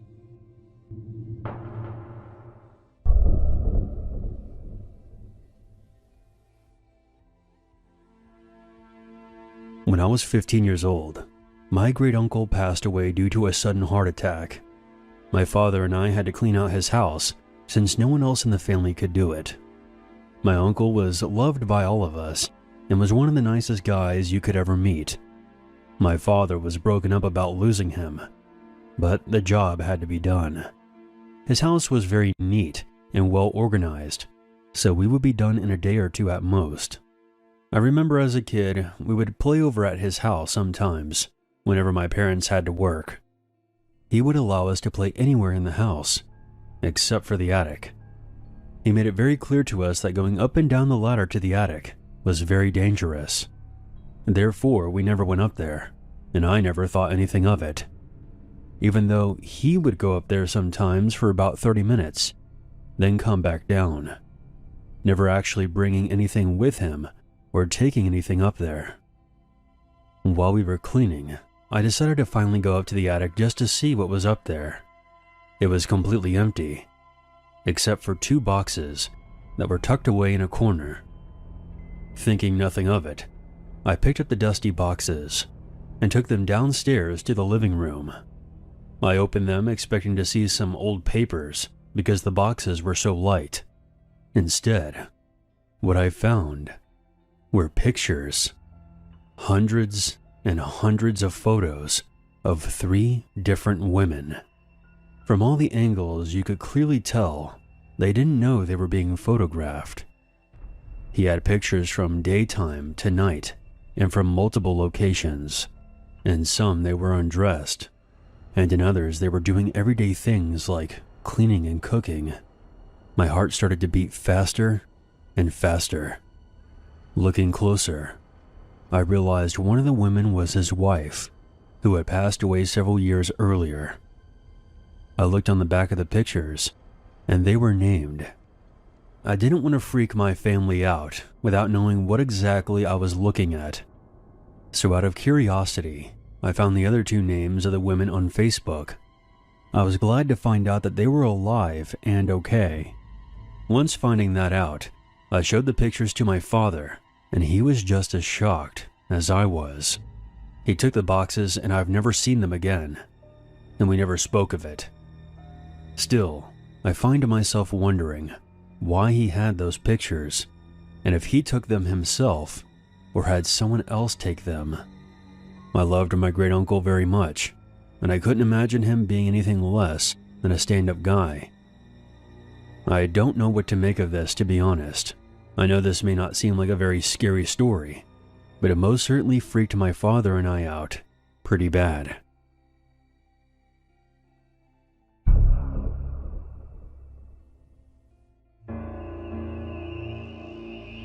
Before I begin, I'm from Russia.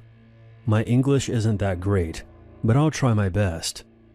I was really struggling on whether or not I wanted to share this story because I am still disturbed and shaken up to this day. I grew up in a wealthy family. Both of my parents had enough money to get me into the best schools in Russia, and I remember going to many places during the summer breaks, and to this day, those are still my fondest memories. My parents had steady jobs, and they were mostly happy together. However, my father was never very fond of my mother's side of the family, especially my uncle and both of my grandparents. For whatever reason, they didn't get along with my dad. My mom tried pleasing everyone, lending them money, even though they would never pay her back. However, things got to a point where they turned on each other. My uncle really wanted my grandparents' house, even though he already had a huge house of his own. However, the house would go to my mother after they passed away, to square off any debts. He didn't really like this arrangement, but couldn't do anything about it. As fate would have it, both of my grandparents died in the same year. My grandfather had a condition where his left side was completely paralyzed. He slipped into a coma for a week before he woke up. His last words to this day have resonated with me. He told my uncle that he never got what he wanted because he was a greedy bastard. A couple of hours later, my grandfather passed away. My grandmother's health deteriorated not long after that. My mother became very depressed after this and was diagnosed with breast cancer the next year. Thankfully, she is still alive today, but she is not the same as she used to be. She had to stop going to work because she couldn't handle the stress. My father tried opening up a new business because he made the mistake of listening to my cousin. My father was hesitant at first, but my mother convinced him to do it. Since she didn't have a job, this could be something that she could occupy her time with. My father invested a lot of money into opening up this new business. My cousin was also heavily involved and influenced my father in all his investments. By the time he finalized everything, our financial future depended on this business being successful. He was risking a lot. By this time I was in high school, while my sister was going to college. This was when the worst possible thing happened to my family. The business that my father invested so much money into did not go as planned, and he ended up closing it down. He tried selling it off, but nobody bought it for the longest time. We were now broke and asking loan sharks for money. We couldn't go anywhere. I was too embarrassed to tell my friends or anyone else for some reason. While all this was happening, my uncle had moved into my grandparents' house and would ignore my mom's calls, even though my grandparents' will clearly stated the house belonged to my mother. My uncle built a fence so that nobody could trespass. The police were no help at all, and we had no money to hire someone to help us move him out of there, and we also couldn't fight him in court. As bad as things were, the worst was yet to come. We ended up being evicted from our house, unable to pay our mortgage with most of our things now belonging to the loan sharks. I spent an entire week homeless in the winter with my parents, and if you know anything about Russia, it gets rather cold there. These were the most painful days of my life. We ended up staying at a shelter. My mother tried ending her own life a couple of times, but we would always intervene. No one wanted to help my family. Until one day I got a call from a childhood friend. Her name was Olga. Her family agreed to take me in, until my parents got back on their feet. Olga's father had a close friend who was a lawyer and said that he would look into the case regarding my grandparents' house. My mother was the rightful owner, but the Russian police would not lift a finger until they had a court order, which would cost money, which is something we didn't have. That's how things work over here. For the next 6 months, I stayed at Olga's place, and we grew closer than ever, and even started dating. During this time, I eventually went back to school. The lawyer told my parents that he would be able to repossess my grandparents' house. On the day of the hearing, it took the judge 2 seconds after reviewing my grandfather's will. But my uncle still refused to cooperate, which was a big mistake. Here in Russia, the police do not mess around. I remember watching him being dragged through the snow, beaten until he was unconscious, and then thrown into the back of a squad car. Now you might think that this is where things get better, but as soon as my uncle was out of jail, he tried everything in his power to make us homeless again. He hired some people to break in and rob us. Rocks would be thrown at our windows, and we would be harassed in public. We tried reporting him, but we had no proof. My grandparents' house was very isolated, and not too many people were passing by, which made it an easy target. During a walk, my sister was almost assaulted by some men, but thankfully, she was able to get away. Once my father was financially stable again, he hired a private detective to monitor our house. They captured a photo of my uncle breaking into our house. My guess is that he ran out of money to hire people to do it for him. We reported this to the police and showed them the photos. He was charged with breaking and entering, among many other things, and was sentenced to 15 years in prison. My cousins and my aunt tried to contact us and would leave messages on our answering machine, calling us the worst names possible and that we should have died in the freezing cold, and that someday we are going to pay for everything that we did. But eventually they stopped reaching out to us. Thank God for that. Since the events of this story, I have finished college and was able to start a successful business with some friends of mine, and I'm doing well for myself. I just hope that whenever my uncle gets out of prison, he doesn't try to start anything with my family again. One morning, when I was in elementary school, probably 3rd or 4th grade, I was awoken by my mom in a rush. She had overslept, and since she always woke me up in the mornings, this meant that I too had overslept. And now there was no way I would be ready in time to catch the bus. My school started at 8 a.m., and the bus pickup time was around 7 o'clock, but it was already 6:40, and I was still in my pajamas, and I hadn't even had breakfast yet. So my mom decided that today, she would just tell the bus driver to go ahead, and she would take me to school that day, which would give me plenty of time to get ready. So I'm sitting there in the dining room, eating breakfast, still in my pajamas, and it's now around 6:50. We hear the bus pull up, about 10 minutes earlier than usual. My mom peeks her head out of the door into the foggy morning and waves the bus on. She closes the door and comes back inside, but the bus does not pull away. A short time later, we hear a knock at the door. My mom opens it and finds a man in a bus driver's uniform. He explains that he's a substitute driver because the regular guy called in sick. He tells my mom he knows he's a few minutes early, explaining that he wanted an early start since he didn't know the route too well. My mom explains to him that she's going to take me to school herself since we had woke up late. The man gets visibly upset and says that he could wait for a few minutes since he's already running ahead of schedule. My mom insists and says that I won't be ready to go in a few minutes and tells him to go on ahead. I remember that the man seemed angry about this, but turned around, got back on the bus, and left. I returned to eating my breakfast, and I still don't have my school clothes on at this point. But at 7 a.m. sharp, another bus pulls up to my house. Mom thought it was weird and goes outside to talk to them. She comes back inside, looking absolutely terrified, but doesn't say anything about it and just tells me to finish up and start getting ready for school. At the time, I didn't know what happened, but Mom would end up explaining a few years later.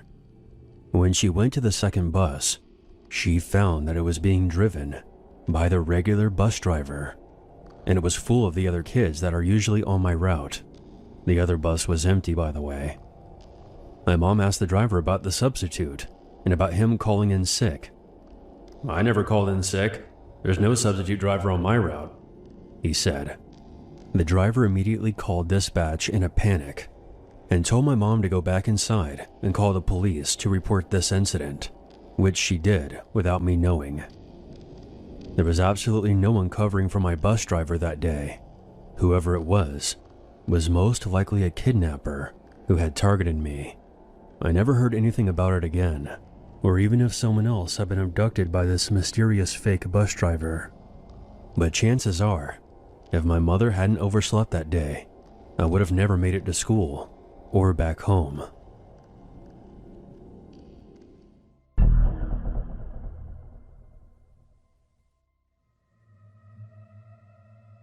This happened in the 90s. When I was growing up, my mom was a horrible addict. She barely took care of me as a kid. At the time of this incident, I was around 6 or 7 years old, so my awareness and understanding of things may not totally make sense.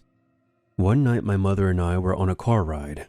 I wasn't sure where we were going, but it was late at night. Looking back now, I assume it was very late because there weren't many other cars on the road, and I was resting in the back seat. I don't even remember getting into the car. My mom drove up to some sketchy house and left me in the back seat for what felt like forever. Suddenly, the car door swung open, and someone violently grabbed me by my arm and yanked me out of the car. I began screaming and crying until the man looked me in my eyes and said, "Be quiet, don't try to run, or I'll kill you." He had a scruffy beard, and he looked absolutely insane. I was scared to death, so I listened. He held me tight by my arm, shut the car door, and walked with me down the street. I looked back at the house my mom was in, hoping that she would come out at the last second and save me. I stared at the house for as long as I could, as the man dragged me further and further away. As I walked down the street, I wanted to cry, but I was still in shock and too scared to do anything. I didn't even know what I was supposed to do, so I sniffled and cried as the man tightened his grip and yelled at me. I can't even describe just how frightened and confused I was. We walked for a little while longer, and ended up in the projects. It was a bunch of buildings crammed together in a very shitty neighborhood. We walked into one of the buildings and up a flight of stairs. My legs and feet were hurting like hell at this point, but I was still too scared to stop moving or complain. We climbed up another flight of stairs when I saw some random guy smoking a cigarette in the hallway. Then, without warning, the guy that had kidnapped me fell to the ground. It happened so fast. The next thing I remember, the man that was smoking the cigarette was punching and kicking the kidnapper in his head and his face. He then knocked him out cold. The cigarette guy picked up the kidnapper by the back of his jacket and threw him down the stairs. A little kid witnessing this kind of violence, an unconscious man being thrown down the stairs. To this day, I still have a fear of falling down the stairs. Once he hit the bottom, blood was everywhere. I still have no idea how the cigarette guy knew I needed help, but I'm glad he did. Maybe he saw the tears in my eyes. Maybe he just picked up on something and had a bad vibe. But he acted quickly. The cigarette guy was now pacing back and forth, swearing at himself, gritting his teeth, and clenching his fists. I thought maybe he was angry with me, so I started to cry. He then looked at me and said, Okay, shut up and stop crying. I wasn't as scared of the cigarette guy, but I still didn't want to test him. He began to ask me questions. Why are you out here this late? Where are your parents? And why would you talk to strangers? I was in so much shock and confusion, I couldn't answer his questions correctly. He then asked if I knew my way home, and I told him I didn't. In so many words, I tried to tell him about what happened, and somehow with the information I gave him, he knew where my mom's car was. I think he knew the area well enough to figure out where I needed to go. He told me he would take me back if I promised over and over that I wouldn't tell the police that I saw him or anyone that looked like him. This guy had an attitude, but I didn't care. I just wanted to go back to my mom, so I agreed. I followed him down the stairs. The bearded man was still lying on the floor, not moving at all. For all I knew, he was dead. The cigarette guy stepped over him, and I followed. He walked outside and nervously looked around. I remember him telling me, "The cops don't like me very much." He walked me out of the complex. He was going so fast that I basically had to jog to keep up with him. I started crying again, and he asked me what was wrong. I told him that my feet hurt, and I remember him sucking his teeth and begrudgingly picking me up and awkwardly carried me in his arms. We walked down the street for a while. I then remember him swearing and running behind a house as a cop car was driving down the road. He put me down and he told me to run to the police cruiser. I tried, but my legs could barely move and continued down the road before I could even remotely get close to it. The cigarette guy kept swearing under his breath as he picked me up again. He took me behind a lot of the houses and hid from every cop car that drove by. In retrospect, I assumed the police were looking for me. He carried me in both arms, running fast down the road. When I saw my mom at her car in the distance, she was surrounded by the police. The cigarette guy set me down and told me to run to where my mom was. Upon seeing her, I got so excited that the pain in my legs disappeared. I ran toward the police and my mother. She picked me up and hugged me tight. After I was reunited with her, the police began to ask me and my mother questions. I don't remember much about their questioning, but I do remember my mother telling them some convoluted story that didn't make any sense. She basically told me not to say anything, and being a kid, I didn't. I just sat there and cried. We went home after that. A few days later, my dad comes and picks me up. I told him everything, and after I did, I never stayed with my mom again. Looking back to that day as an adult, I never forgave my mom. Not long ago, I asked my dad what he remembers about the situation, and he told me what he thinks happened was that my mom was there to buy drugs, and I was kidnapped by somebody who just happened to be walking down the street. The person that saved me probably had warrants, and was not angry with me, but was just frustrated with the situation that he had to deal with.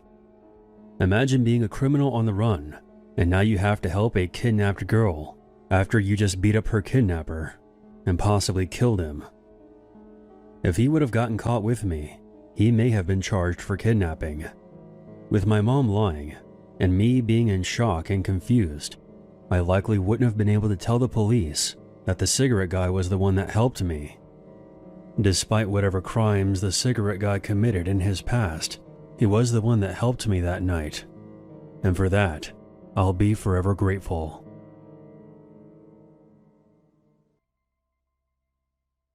My husband and I are both in our 60s and live together in a small house in Atlanta, Georgia. We weren't the type to go out anymore and just naturally enjoyed the peace and comfort of our own home. My husband owns a security camera business, and we made enough money from it to be able to retire without having the financial burden of money issues. My husband had gotten a call from one of his customers telling him that one of their cameras we installed wasn't working. I always enjoyed going with my husband anywhere he went, as him and I were both getting older and I wanted to cherish the time we had. We go to the address and fix their cameras, and on the way home we decided to grab food on the way. Now, we were driving in an unfamiliar area, so we didn't know what was around to eat that was good. Eventually, my husband points out that there was a small diner down the road that one of his friends had recommended. It had a nearly 5-star rating online, so we decided to give it a try. Right off the bat, it appeared slow, with the only people being us and a younger-looking woman sitting alone in one of the booths. She appeared to be in her mid-30s and seemed to be constantly alert about something. Looking out the windows, looking behind her, checking her phone, etc. We thought it was strange, but didn't think much of it as, let's face it, it's not our business or concern. A minute later, a waitress comes to seat us and hands us each a menu with some silverware. My husband proceeded to quietly tell our waitress if the woman in the other booth was okay. She then tells us that she came in over an hour ago crying, refusing to order any food, and has been acting like that ever since. Now, there's no real way to say this without sounding weird, but my husband is very nice. Like, he's polite, but always goes out of his way to make sure people are okay. Because of this, he gets up and approaches the woman who is now uncontrollably shaking. Right as he taps her shoulder, she abruptly screams, telling my husband to leave her the hell alone. I motion for him to come back, and he does just that, giving me a "what the hell is she on" kind of gesture. We order our food, and as we're leaving, we look at the woman one last time and see that she now has her head down sobbing. We drive back home, and we're in a constant worry about what she possibly could have been dealing with that would make her act like that. Drugs, a breakup, depression, we didn't know. Anyway, we moved on with our life after that until a few days later when we hear a knock on our front door. My husband went to open it, and standing on our stoop were 2 men in suits asking for our names. They were the FBI. "Were you both at the Soy and Diner on December 20th of this year?" they asked. Yes. "Do you know anything about this woman?" One of the men proceeded to show us a picture of the woman from the diner taken on the surveillance cameras. We told him that we had seen her at the diner acting all strange and not in her right mind. Turns out, the reason she was reacting the way we saw her was because of a pregnancy. She had murdered her newborn and disposed it into a wooded area right before coming into the diner. She told police that she was very religious and didn't want to get an abortion because of it.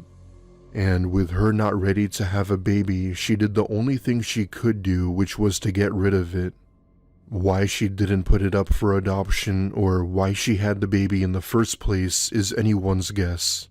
All my husband and I know is that she is one sick, twisted individual.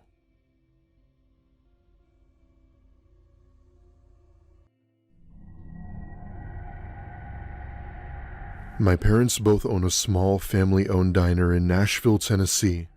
They've been in the business for almost 20 years now, and while it's had its fair share of flaws from the pandemic, it's still in business till this day. This story is told in the perspective of my dad. This happened just a few years before I was born, and my dad sometimes uses this story as a way to teach us to never be too generous. At the time, my mother was undergoing a knee surgery, which made her unable to help my dad, meaning he had to do it all by himself. Having to run the place by himself for a good while was difficult, but he got the job done.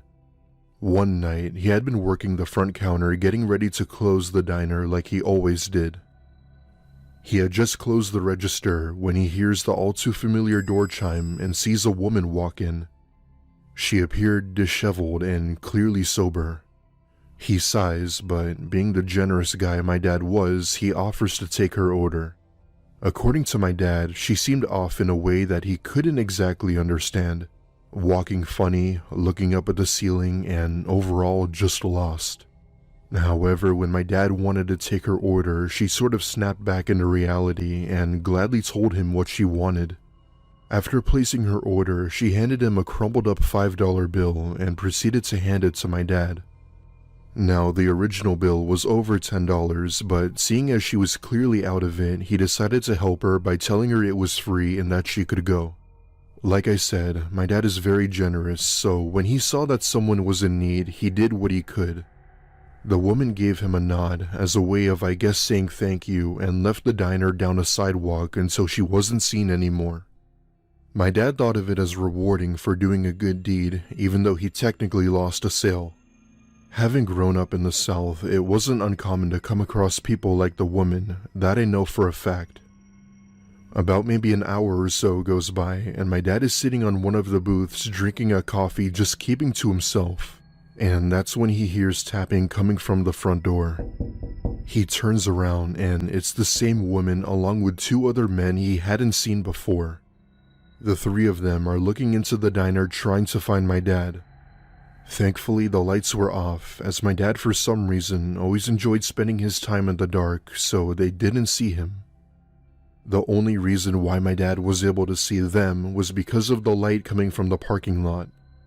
All of a sudden, he sees one of the men smash open one of the windows with a crowbar and jump inside. By this point, my dad was hiding under the table, praying to God none of them find him. He hears one of the men tell the other to find the light switch and that if they end up finding him, they would kill him. Now, the light switch could only be turned on from inside of the kitchen, which was sort of hard to find unless you were actively looking or knew where it was. Minutes felt like hours as my dad hid underneath the table, trying not to make a sound, praying they wouldn't find him. Now, my dad is a soft teddy bear and never enjoyed the idea of fighting. Plus, he didn't know what they were even capable of. All of a sudden, he hears the sound of police sirens in the distance and watches as all three of them bolt out the door with the register. The police came a few seconds later and questioned my dad about what had happened. Unfortunately, however, it was too dark to give an accurate description of them except for the woman. It turns out that there had been a homeless person nearby who had seen them break in and called the police. My dad ended up giving him a week's worth of food in exchange. A month later, police had arrested 3 people in the area after attempting to break into a nearby gas station. Lo and behold, it was the same people who broke into the diner. I guess they had some sort of a Bonnie and Clyde type trio going on. It was later revealed that the 3 of them had been arrested for not only robbing the diner and gas station, but also a bank, pizzeria, and even a nail salon. What scares my family the most about this is that there was a very strong possibility that my father might have not made it home that night had he been found.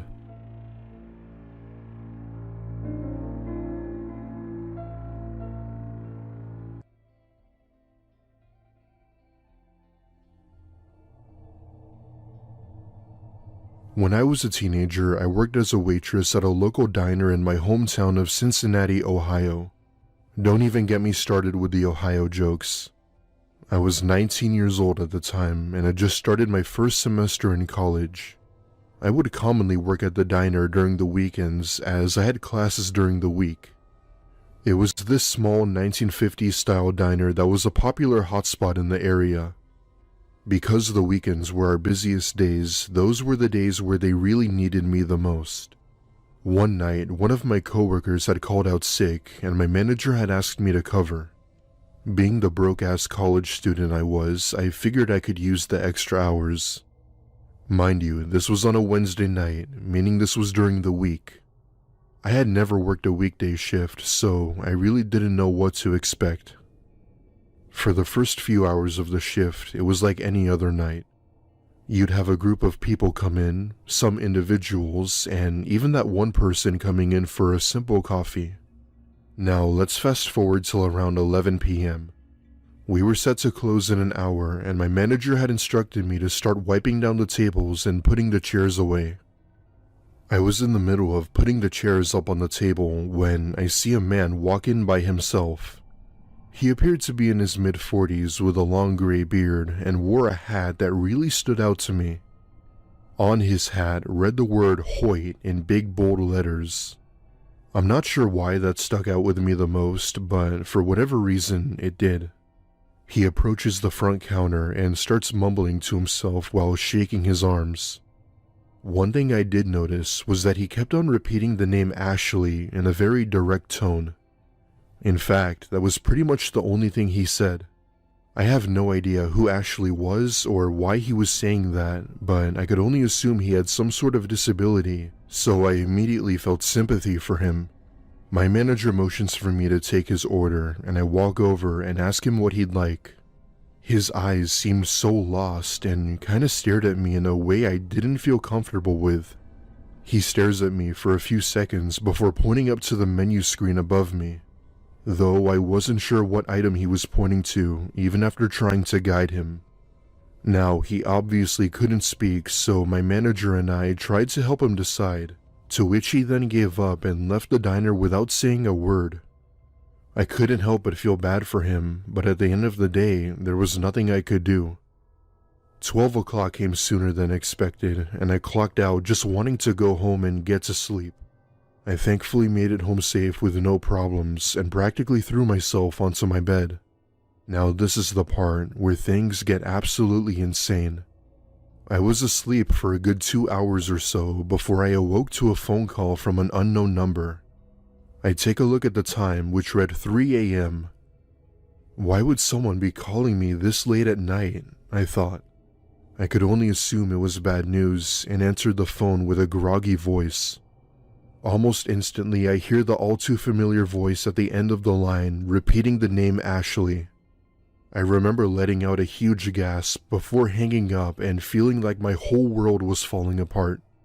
Trust me when I say I didn't get a minute of sleep that night as my constant paranoia crept through me. I have no idea how he managed to find my phone number and call me. Hell, he didn't even know my name as I wasn't wearing my name tag. The sight of the sunrise practically lifted the weight off of me, where I finally made the decision to quit my job. I called my manager that morning and told her I quit. No more late night shifts at the diner for me. Now, I would have just contacted the police, but what were they gonna do? Besides, the call I got was labeled as no caller ID. Also, I don't mean to sound rude by saying this, but the police in my area aren't really the best when it comes to solving stalker issues. I know this because I've dealt with it before, but nowhere as near as close to this. I never ended up telling my parents about it, as they'd only add more pressure to the situation. Nothing has happened since then, and I really hope it stays that way. I now work at a grocery store and hopefully never have to see anyone wearing a hat that says Hoyt. When I was 18 and freshly broken up with my way older boyfriend, I basically went crazy with dating guys. At the time, I also dressed very goth, even going as far as to wear a real corset and trench coat, mostly just enjoying the attention. One particular afternoon, my friend and roommate at the time decided to eat at a local Japanese restaurant with both of us all dressed up. Our waiter was a mediocre skinny white guy who clearly was a little alternative, but it was hard to tell really with the uniform. We had joked about me leaving my phone number on the receipt or something, so I hyped myself up, and I did so. Later that night, he had sent me a text. We had talked for a few days, never really having a right time to meet up, as I worked 40 minutes away from where I lived. He mentioned that the boots he wore meant a lot to him, and some other odd things that just seemed like edgy jokes. One really late night coming home, I was texting and driving, as any 18-year-old does, and we decided to meet up. My stupid self invited him over to my apartment where it was just me and the roommate who had been with me before. Our other two roommates were not home yet. At first, it was fine because I was already drunk, so I would just let him rant about whatever he wanted. He kinda just went on and on about his life, going to jail, medical bills, his parents, and more. Eventually, he asked me if I wanted to see his tattoos, and I was just like, sure, why not? He lifted up his shirt, and not only could I see the handgun tucked in his waistband, but also that he had multiple badly covered up Nazi tattoos. One was just slightly covered with a banana. I don't know what it was, but I had simply decided the best way to deal with this situation was to appease him, so I just went along with it casually. I don't remember exactly every detail because it was over 2 years ago and I was drunk. But he ended up pulling his gun out and putting it to my head, asking me if I was scared. I was immensely confused and I tried to call his bluff, saying I wasn't, which got him to put it away for a while. When we went to hook up in my messy ass room, he had pulled his gun on me yet again, saying he wanted to do it with it out. I got mad and I had tried to fight him off me and get it away from my head. Of course, I wasn't as strong as him, and he had hit me in the arm with it, which that shit really hurt because it was a nice one. When I finally got him off of me and he realized I was pissed, not scared, he had started acting like a crackhead, saying I was crazy for not caring about him pulling a gun on me. He ran off, jumped the fence of the apartment complex, and not even taking his car that he had come in. In the morning, his car was gone, and I had a large bruise from where he had hit me. While to me it's a funny story, I do now realize how bad it could have ended up. So to the crazy ass waiter from the Japanese restaurant, I don't think I want to see you again.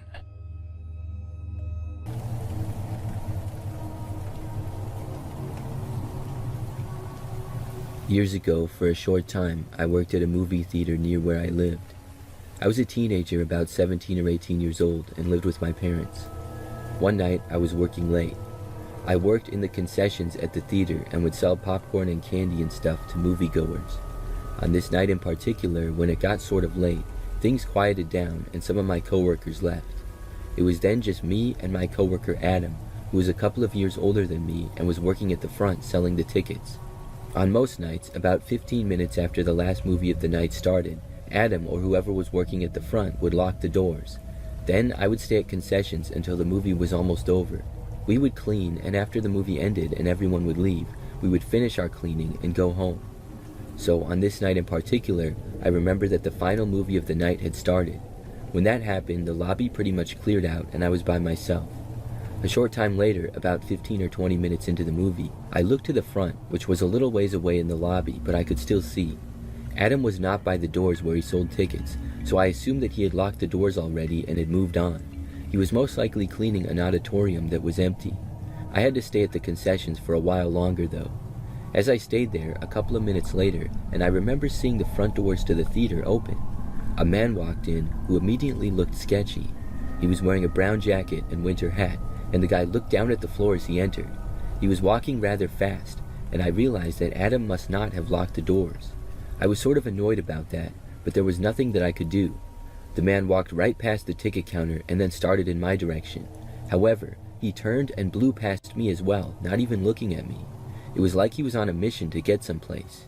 He was headed to the hallway with the movies in them. There was only one movie still showing, and I wasn't sure if this guy was going to try to get in and watch it for free or something. I stayed where I was for the next bit of time, and nobody came to get any snacks. So when the movie was almost over, I turned the lights off to my concessions counter and then finished cleaning it. After that, I went over to find Adam. He was in fact in one of the auditoriums cleaning. I told him how the guy had entered, and Adam realized that he had forgot to lock the door. He then went back and locked it finally, and luckily nobody else had gone in.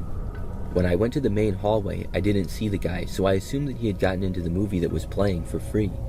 Adam and I went back to work after that until the movie was over a short time later. When that happened, everyone left the theater and made their way out. Within 10 to 15 minutes, everybody was gone, and Adam and I were the only ones there. Or so we thought. We went into the auditorium that the movie had been in and cleaned it. When we left, we noticed something. At the far other end of the hallway, a long ways away, the same man who I had seen enter the theater was standing there. He was facing us and just staring right in our direction. It just looked really strange because he wasn't doing anything. We started to walk a little closer to the guy, and I felt nervous about the whole situation. We had never had anybody really hang around that long after close before. I called out to the man saying that the theater was closed now and he would have to leave. He did not respond though, he just kept standing there. Adam and I moved away into the lobby, and I told him how that was the guy who had walked in when we were supposed to be closed. I walked back into the hallway to see that the man was still standing there in the same place. Then he started waving at me. It was not a friendly wave though. The man did not really have any expression on his face. It really creeped me out, and I didn't know what to do. I went back into the lobby and told Adam that we needed to get this guy to leave. We decided to go back into the hallway once again, where once again the man was still standing there in the same place. He waved at me again as well. The man then started walking towards us. We were both really creeped out and didn't know what he would do, but it seemed like maybe he would leave because he was walking in the direction of the lobby. So we went back into the lobby, but the man never entered it. After a few minutes, I went back into the hallway. The man was finally gone. I didn't see him. Adam and I then carefully searched the entire theater up and down. The man was not found. He must have left out another exit. We were just glad that he was gone. We then finished up and left for the night. I didn't work there too much longer, and that remains the scariest thing that ever happened while I worked there.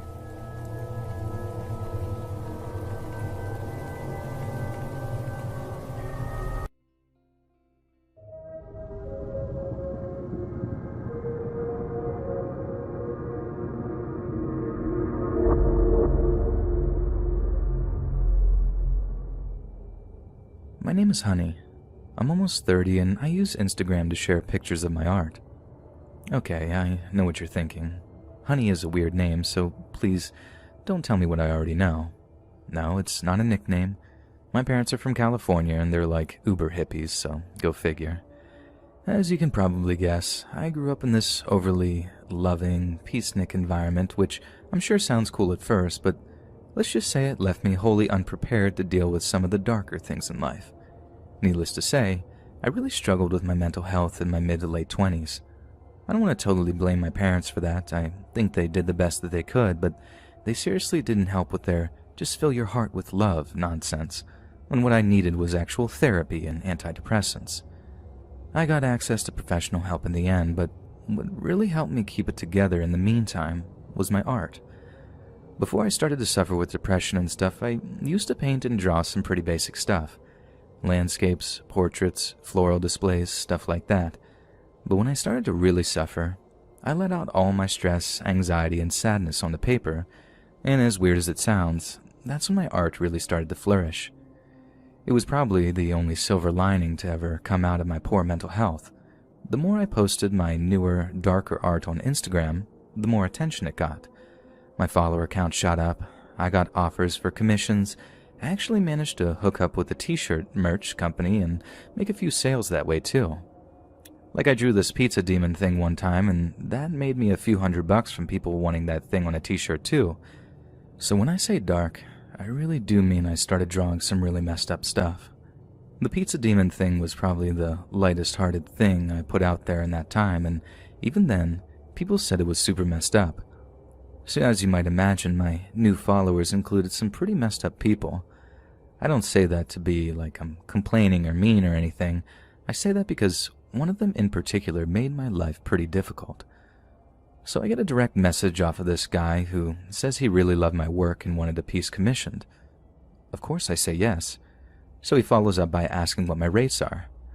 I had no idea what I was doing in terms of dollar amounts at that time, so when I quoted him like $80 for a picture, he started explaining that I needed to value my art more, how my work was just as valuable as any other, and how I should be charging a whole bunch more for my art. I had no idea what to up my amount to, so I kind of threw out a few ballpark figures before the guy makes my jaw hit the floor when he offers me a straight $1,000 for an A3 size picture of whatever I wanted to draw or paint. I couldn't believe it. $1,000 for a picture? Which was more money than I'd ever made in my whole life. I got to work straight away, and within a week I'd poured my heart and soul out onto paper and sent it off, and got my money via PayPal. Having that kind of affirmation actually lifted my mood to the highest it had been in months. I felt valued, like I could contribute something to the world.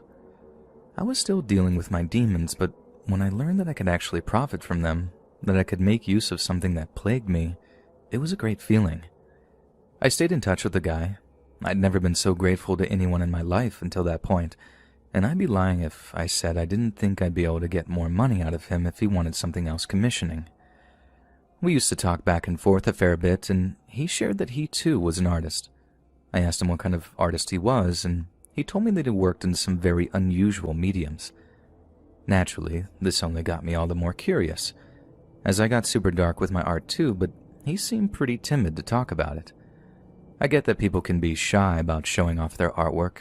I was pretty shy too at one point, but this guy needed some serious coaxing in order to show me anything. When he finally agreed to show me anything, he told me that he'd do it via one of those self-destructing messages that Insta now does. I didn't question anything. Like, I knew he'd send one of those self-destructing pictures, maybe so he could protect his intellectual property or something. I was a little confused as to why he didn't seem to trust me, but hey, I pretty much adored this guy, so like I said, I didn't ask too many questions. I waited patiently for him to send me a picture of some of his work. It took a minute or two, but he sends me this 3-second self-destructing picture that I was honestly super excited to see by that point. But when I actually saw what it was, even if it was for a real brief time, I really, really wish I hadn't. It looked like a goat's head in a jar of some kind, and the fluid it was floating in looked sort of greenish black, and I'm pretty sure it was formaldehyde. But it wasn't just that. The guy had opted to make a few little additions to the goat head, additions that I couldn't all catch because of how quick the picture flashed before my eyes, but the ones that I saw were horrible. It looked like he'd carved the lips away so that all the creature's teeth were showing, and on each one was carved or written a little symbol. I'm also pretty sure he either chemically changed the creature's eyes or replaced them entirely with a kind of metal or semi-precious stone. They had this weird glint to them. Like I said, there wasn't enough time for me to drink the whole thing in, but there was plenty more about the creature's head that had been messed with. It wasn't the details which really got to me. It was the idea that the corpse of an animal had been so horribly disrespected just so he could try to make some kind of art out of it. I had questions, a lot of questions, but the first thing I had to ask him was if it was really real or just some kind of mock-up of a skull. He told me it was real. Very real, and that he'd gotten hold of a goat's head from a butcher, preserved it, and then basically surgically edited the thing over time, mostly using dental tools, apparently for the sake of precision. I personally thought the whole thing was a disgrace. I'm vegan, and I try to stay as ethical as possible, but at the same time, I didn't want to go imposing my own worldview on the guy, especially since I liked him so much. I also didn't want to offend him, so I told him his work was interesting and jaw-dropping, then asked if he worked with ink and paper or any variation on that. He told me no, that he only worked with skulls, how they were the capsule that held all the hopes and dreams and fears and needs of the once living creature they belonged to, and that working with them was kind of sacred. I didn't really know what to say to that. He was right in a way. He sounded absolutely crazy for saying it out loud, but I couldn't entirely refute his point. It was like talking to some kind of insane genius almost. Not long after, he asked me if he thought he was cruel to work in such a medium. I told him people might find his work provocative, maybe even objectionable, but that it was fascinating nevertheless. Then he asked if I wanted to see more. Unlike the first time, there was no doubt in me that I most definitely did not want to see any more of this guy's work. But like I said before, I also really didn't want to offend him. So what could I do? It took me much longer to reply to his message that time, but in the end, I told him sure. And he replied saying that he'd use another self-destructing message. Again, I waited a minute or two for the message to come through, and when it did, I opened up the message thread and tapped the little reveal message thing with some reluctance. The first time around, for that goat heads thing, I at least had some degree of curiosity. But at that time, I was just plain horrified by what I saw. It was a monkey's head, or at least it looked like it was some kind of primate. And if I thought the goat's head had received some disturbing additions, this latest one turned out to be 1,000 times worse.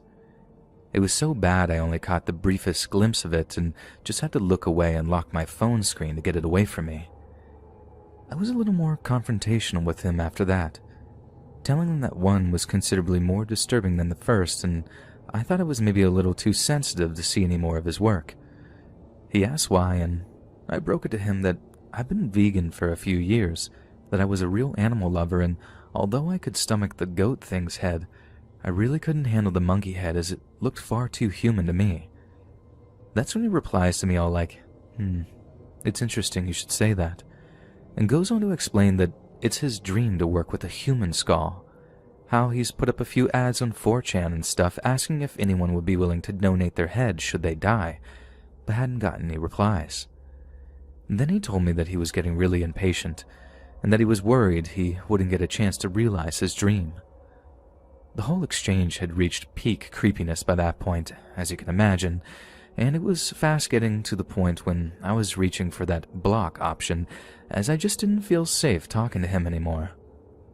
So by the time he actually messaged me another self-destructing message asking if I'd be willing to help him get hold of a human head, I just noped out of there and stopped replying to him. Like, I'm not sure he was actually asking me to, kill anyone with him or for him, but just the idea of going about procuring an actual human head? God, no. But I couldn't bring myself to block him. He was a potential source of sales after all, and I could make a lot of money from the guy if I kept him interested in my work. I try not to think about it, but I get these really bad feelings from time to time. What if he catches on to the fact that I just ignore him, and what if he decides that my head is the one he'd like to use to complete his magnum opus? I try very careful with what I post now, making sure it's only ever pictures of my art, and that the handful of landscape photos I'd posted on my profile had been deleted, just so whoever it is can't get an idea of where I live. Because if they do work out where I'm at, there's just no way I'd be able to go around feeling safe, not with someone whose ambition is to work with severed human heads, knowing where I lay mine at night.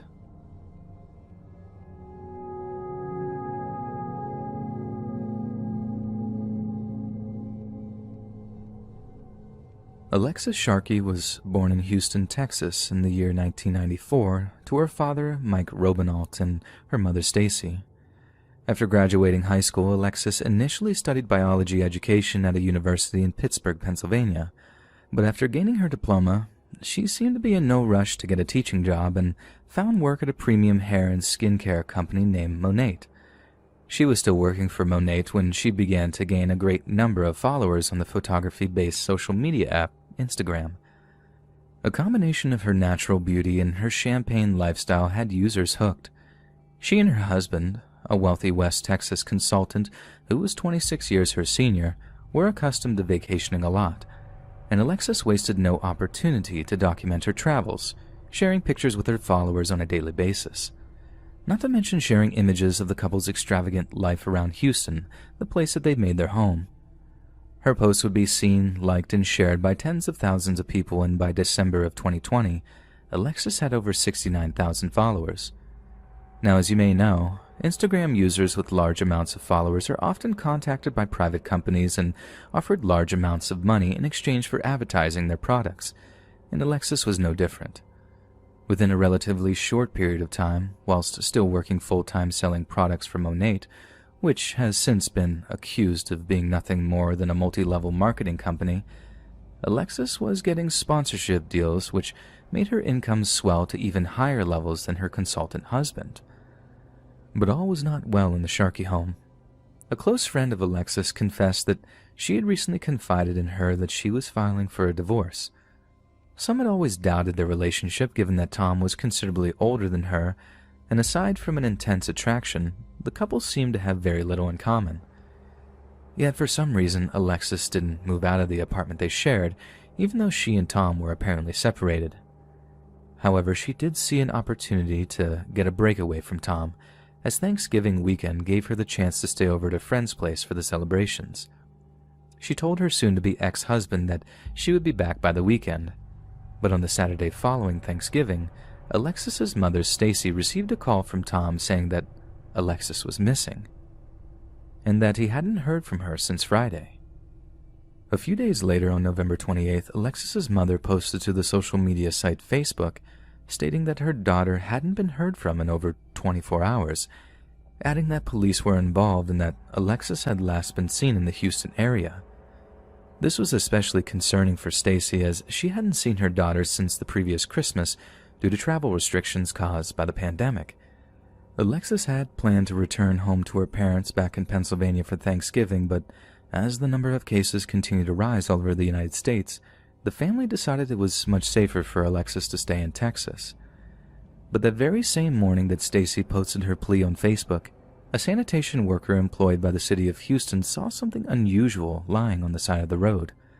At first, he simply believed it was some kind of mannequin, due to the lack of clothes and the stiff positioning of the thing's limbs. But the worker's supervisor, a man named John Richardson, later said that the employee had sounded terrified when he called him, saying he'd noticed the apparent mannequin looked a little too real upon closer inspection, and that he suspected the situation to be far worse. John drove down to where the supposed mannequin was lying at the side of the road, then rushed to call 911 when he saw that it was no mannequin at all. That it was in fact a lifeless human body. The moment of realization traumatized him, and he later told a local radio station that the sight of the body had been playing in his head every day since he discovered it. 2 days later, on November 30th, Houston Police Department held a press conference in which they announced that they had identified the body as belonging to none other than Alexis Sharkey.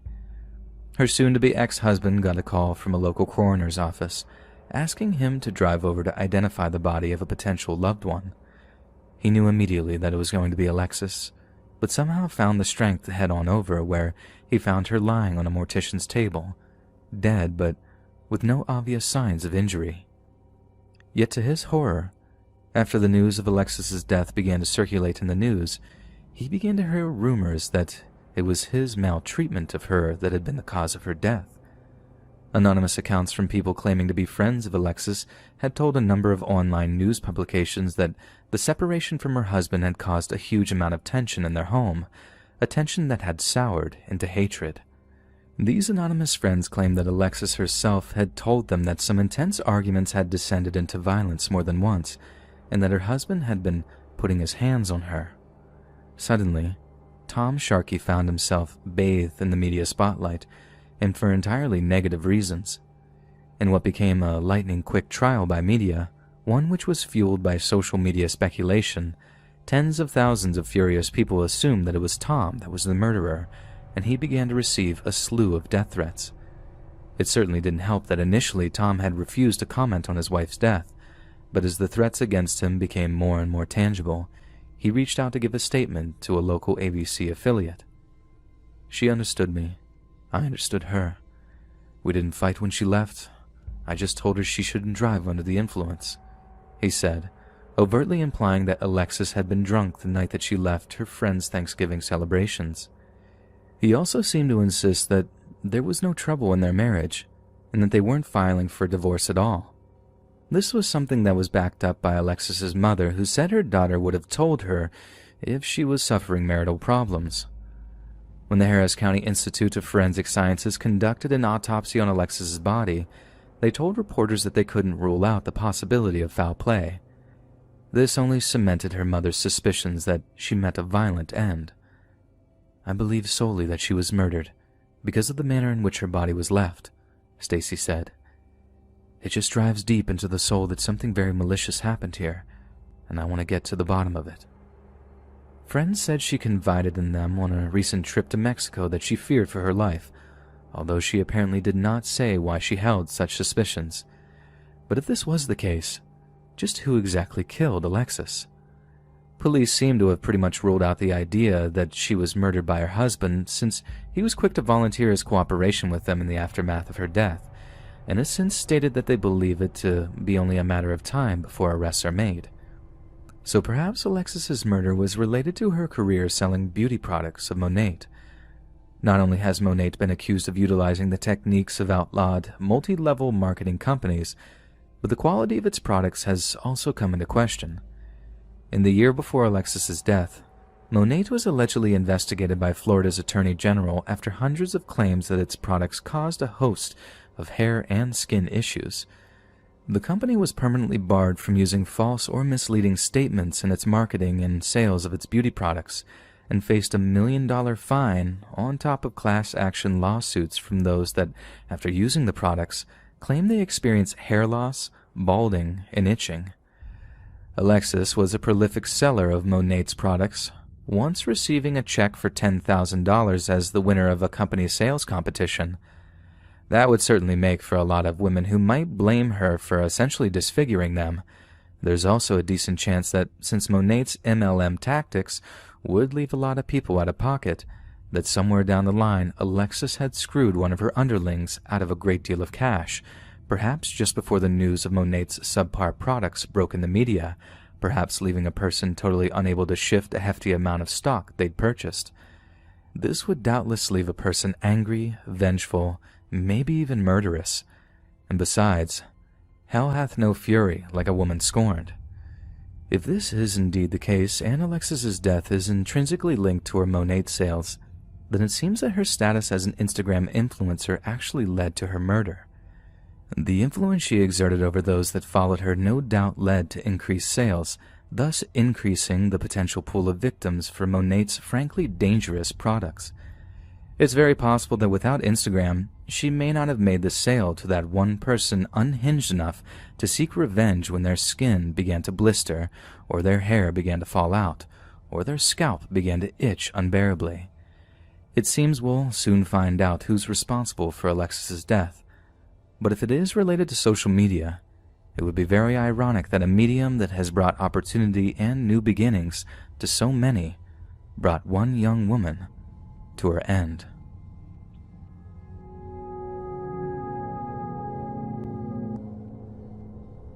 A few years ago, I started getting into this Italian crime show called Gomorrah.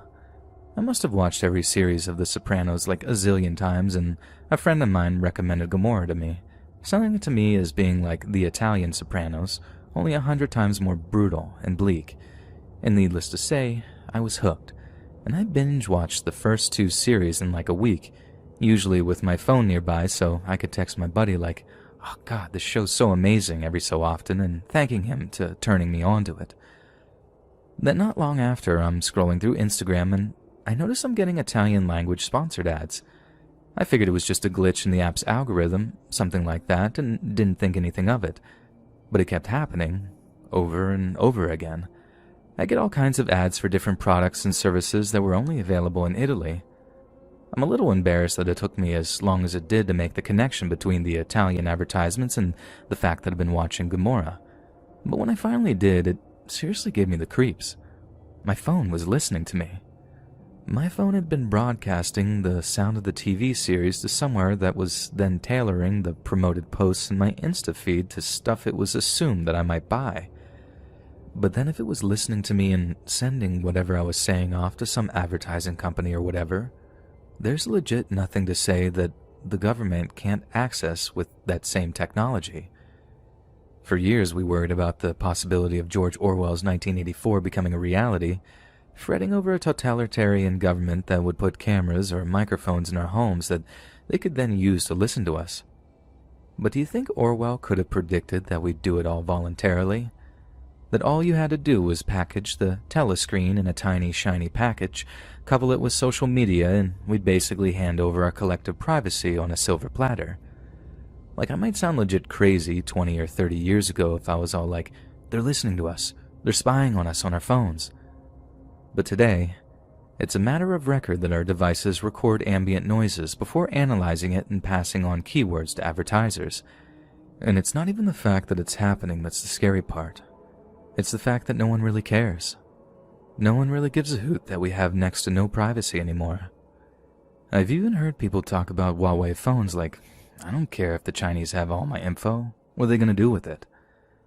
Now I use VPNs on almost every device I own these days, and I don't own a smartphone anymore. Just a flip phone that I can turn off whenever I'm not using it.